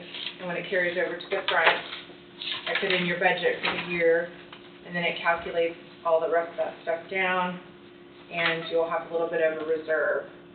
This, I don't really know the importance of the first page all that much, because it's the second page that's got your steps and all that. So, I mean, I've often wondered throughout the past 20-some years if it's even necessary, because it This seems first like, page. yeah, you're just really looking at the second page, and if someone's over a budget, you have to cover it anyway, so that front page really isn't anything, but we do it, so. And if you have questions, you know, if it's something I can help you with, I'll be glad to help you with it. If you need to go to the department head, then go to the department head or the elected official, whatever. Okay. And I've got mine done, I just need to talk with you about it, because I think I have a broken Okay. and I couldn't figure it out. Okay. You're talking about the council, because I'm missing those sheets. Yeah, you don't have Attorney, counselor. counselor, and janitor, Yeah. janitor maintenance. I have them done, but I didn't want to turn it in with it was misleading, because I think there's part of the formula somehow it's not calculating right, because I can tell just by looking at the numbers. So I was gonna talk with you. And I have had to like help a couple departments, because some of them have part-time people, and if you don't, I set it up for just all full-time, but I went in and helped them get it squared away for part-time people, so it does calculate right for them now, but anyway. Well, through this, you spoke a minute ago about there might be some that have jumped steps. You could have, yeah. Like, do you know who has, or what has jumped steps I have not looked. and reasons? I have not looked at any. Let's see. So if we go to,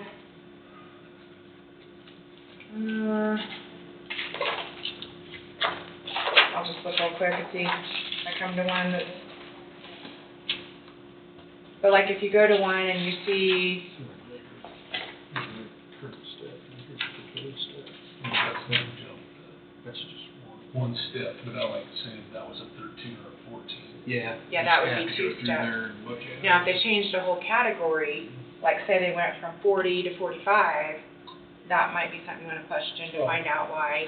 Or if they were at 11 and went to, you know, instead of going 11 to 12, they went 11 to 14, you might have a question on why. Yeah. That's a step change.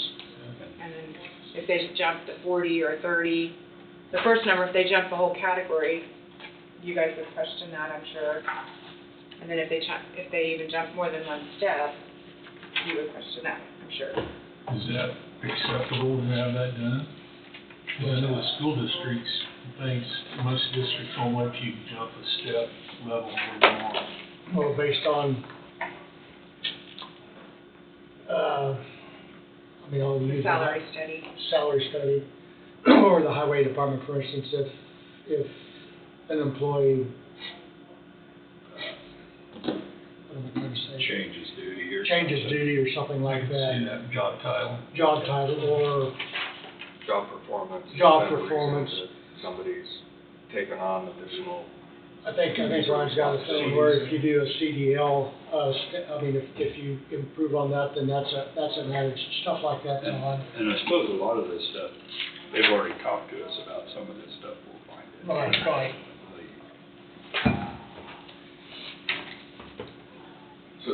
So in the past, did you see that?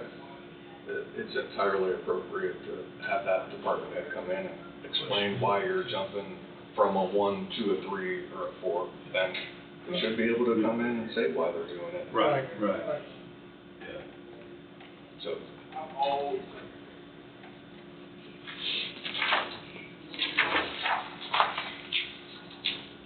On the NT Networks agreement, because I have to go jump down to the meeting with Marvin. I went back and looked, and what I gave you does have all the, I've looked at so many different ones. This is the original one, if you want to see how it started out. It has all the comments between myself and going back and forth with NT Networks. And then this is the revision where the attorney for NT Networks made the changes that I requested. So it goes back and forth and then have the version. So if you want to see sort of the back and forth, it takes time. These, from the original version, these were my concerns. In pink, what I requested, what I was suggesting. So are you comfortable with what I am. the document is? I am comfortable. So what you gave us, Yes. the changed. Yes. And I've even got the original one where I sat down with Brad and went through and made all my chicken scratch. So it's been revised several times, but the version that you have is the final version. So for whatever reason, I was thinking this. So, but I wanted to make sure.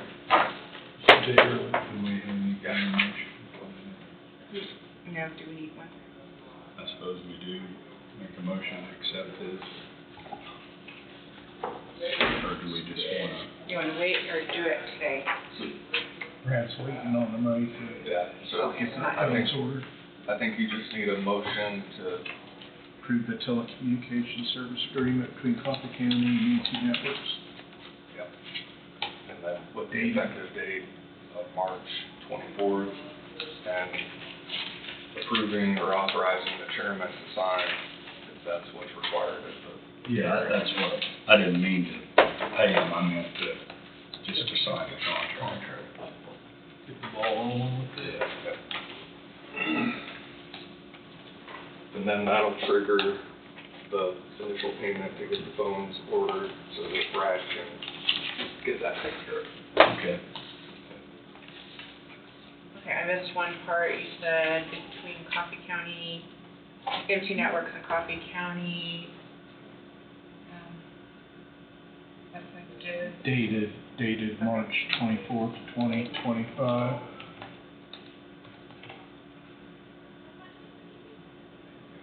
Does that look okay?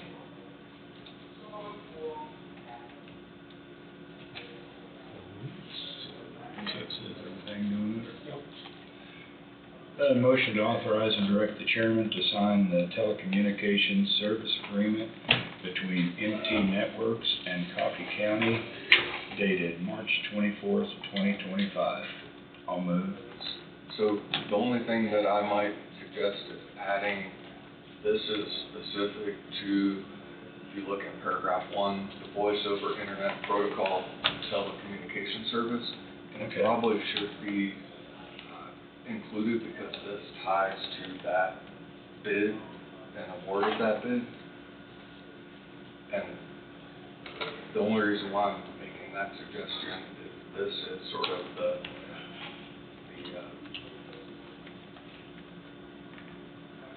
document you look back on to tie it to that particular bid project or this bid.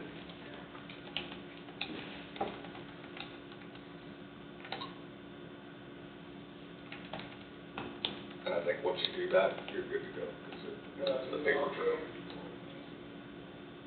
So what was your motion, Lee? Okay, so, why don't I just read it again? Yeah. Sorry. We'll just not lack for a second, okay? I'll move to authorize and direct the chairman to sign the telecommunications service agreement between MT Networks and Coffee County dated March 24, 2025. This is specific to the Voice over Internet Protocol, VoIP, telecommunication services. Have a second? I'll say. Peterson has seconded. Any further discussion? All in favor say aye. Aye. Motion passes.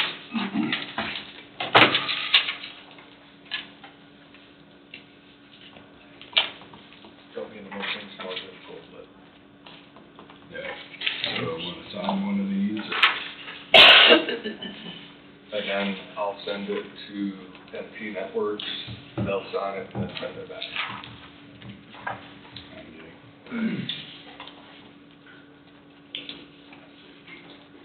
I've always been taught blessing and a curse. If it's not in the record, it didn't happen, and that's how I operate in the courtroom, so I do the same thing in here. And I think it may seem like extra, but I think it also is a protection as well. Do you have anything else for us? Nope. You want to go ahead and do roundtable or Todd? Yeah,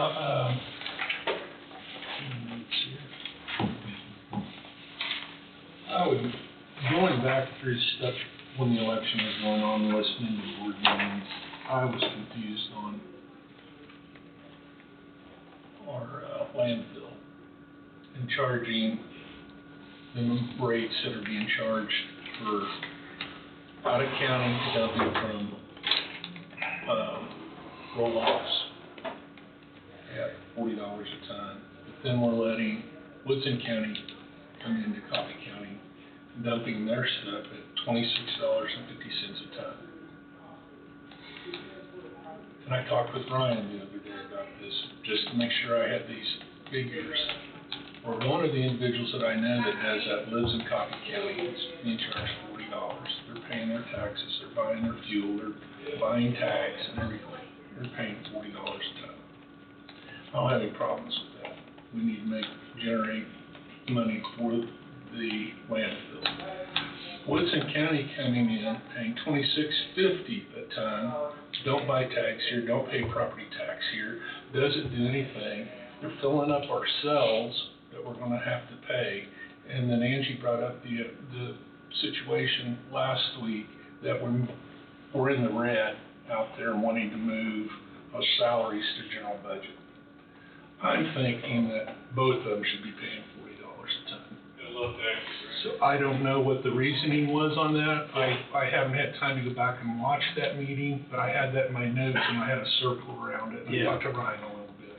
Well, because there was discussion about that, but I can't remember. I thought there was something that we traded something with Woodson. What was the reasoning? And did Ryan, you didn't get a chance to ask Ryan what that reasoning was? He didn't recall. Okay. They're a county government, and they had the option to come to either Coffee County or Allen County because they were, so it was, if I remember, and this is just me going off the top of my head, it was a fee structure that still allowed them to continue to do business in Coffee County, otherwise they might do business in Allen County. And I don't know more than that what the reasoning was, and that might help John. That sounds right to me, but so, I mean, I guess to me, the big question would be, is it doing us any good at $26.50? That's where I'm coming from, with our cells being filled up quick, we're not making that much more money from it, and we're going to be building new cells shortly. So, and if they have that opportunity, if they're not doing any business here where other companies are, property taxes, fuel, all that stuff. I don't see the benefit. Somebody sell me on why we're doing this. I can't remember why the reason. Well, if I remember right, we had a There was list of, trade-off or, we had a list of what the service, maybe I'm wrong. I thought we had a list of what it was being offered to them from another landfill, and we chose to keep it. I think it was that, and then the amount of income that was generated from Woodson County It was a pretty good alone. amount. And because they were, my impression was, or what I recall, they were coming here versus going to Allen County. That's the way I recall They're it. two competing similar landfills. Now, Yeah, I mean, that'd be something to rethink and talk with Ryan about is that making us money, or are we, you know, Are we making money off the wrong person? I was gonna say, should Woodson County be paying the same as Ian County? And I'm totally okay with that. Or should the Ian County go down to equal amount that Woodson Yeah. County is? say that again, Mark. I mean, should be charging the same, whether it be Woodson County paying the same as our in-county person, or the in-county person paying down lower to what Woodson County's paying. So is If they're the same. Yeah, is the in-county person hauling Coffee County trash though? This is his out-of-county coming in. He's being charged the same rate as Okay. anybody else in county, but he's being charged $40 out-of-county versus Woodson County coming in paying $26.50. Yeah, so I wonder what's the in-county trash from the other haulers, or from him? He hauls Coffee County trash also? Yeah, let me look here. I think I have the notes here. Because I just can't remember what the figures were, but that was I seem to recall that that's what the deal was. If not, then I'm wrong. And I can't remember. Well, In county's $12.50. Pardon me? $12.50 is in county. I see. Out of county's $40, and Woodson County's being charged $26.50. Okay. So it is, Solid waste is being charged $15 a ton, and out of county's $40. I guess what I'm saying, this thing is part of our county. We're filling up our landfills. We're not getting bang for a buck for letting them do that. They should be the same, basically same, especially if we're in the red out there.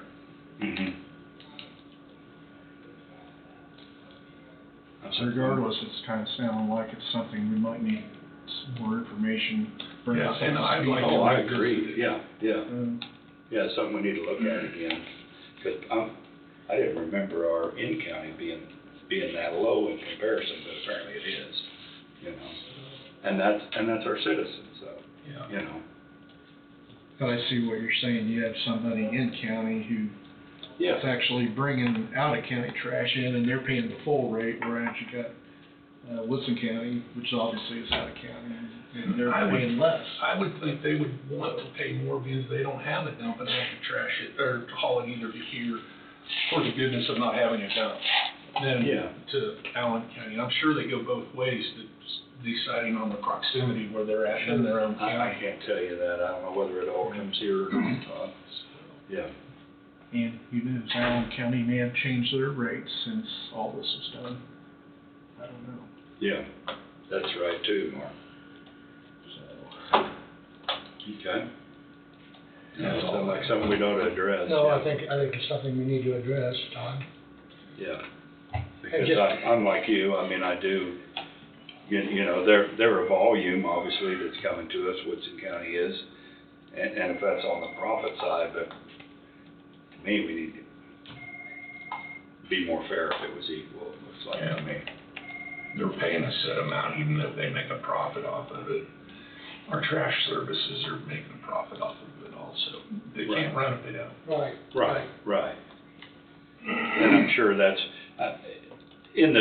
my recollection of the discussion or discussions I had about it was, you know, we keep our local rates low, so that helps encourage people to keep the county cleaned up too. Yeah. You know, $12.50 sounds really low compared to these other rates, but it helps keep our county cleaned up rather than ends up in a ditch somewhere down the dirt road, you know. And I think if we are dealing with out-of-county refuge of some sort, there needs to be something tacked onto, or that's being charged back to that county for bringing it in. But municipals, individuals, you know, the individuals are still profiting our county in other ways than just that trash that they're bringing in. Yeah, it's coming back around to us. Yeah. Yeah. Very good. All you had? That's all I've got. Okay, very good. Mr. Peter? I don't believe I have anything additional. I don't, sir. Well, I don't wanna break a roll here, so no, I don't have anything. How about you, Angie? Got anything new for us? Nope, just look through your books, so you'll be ready to maybe review over that on Thursday. Thursday you'll be back, and that's all I have. Okay. That means party's over. I think your party's over. I guess we will adjourn. Recess. Recess, that's right, because we are coming back Thursday. Recess at 2:46. Thank you, everyone.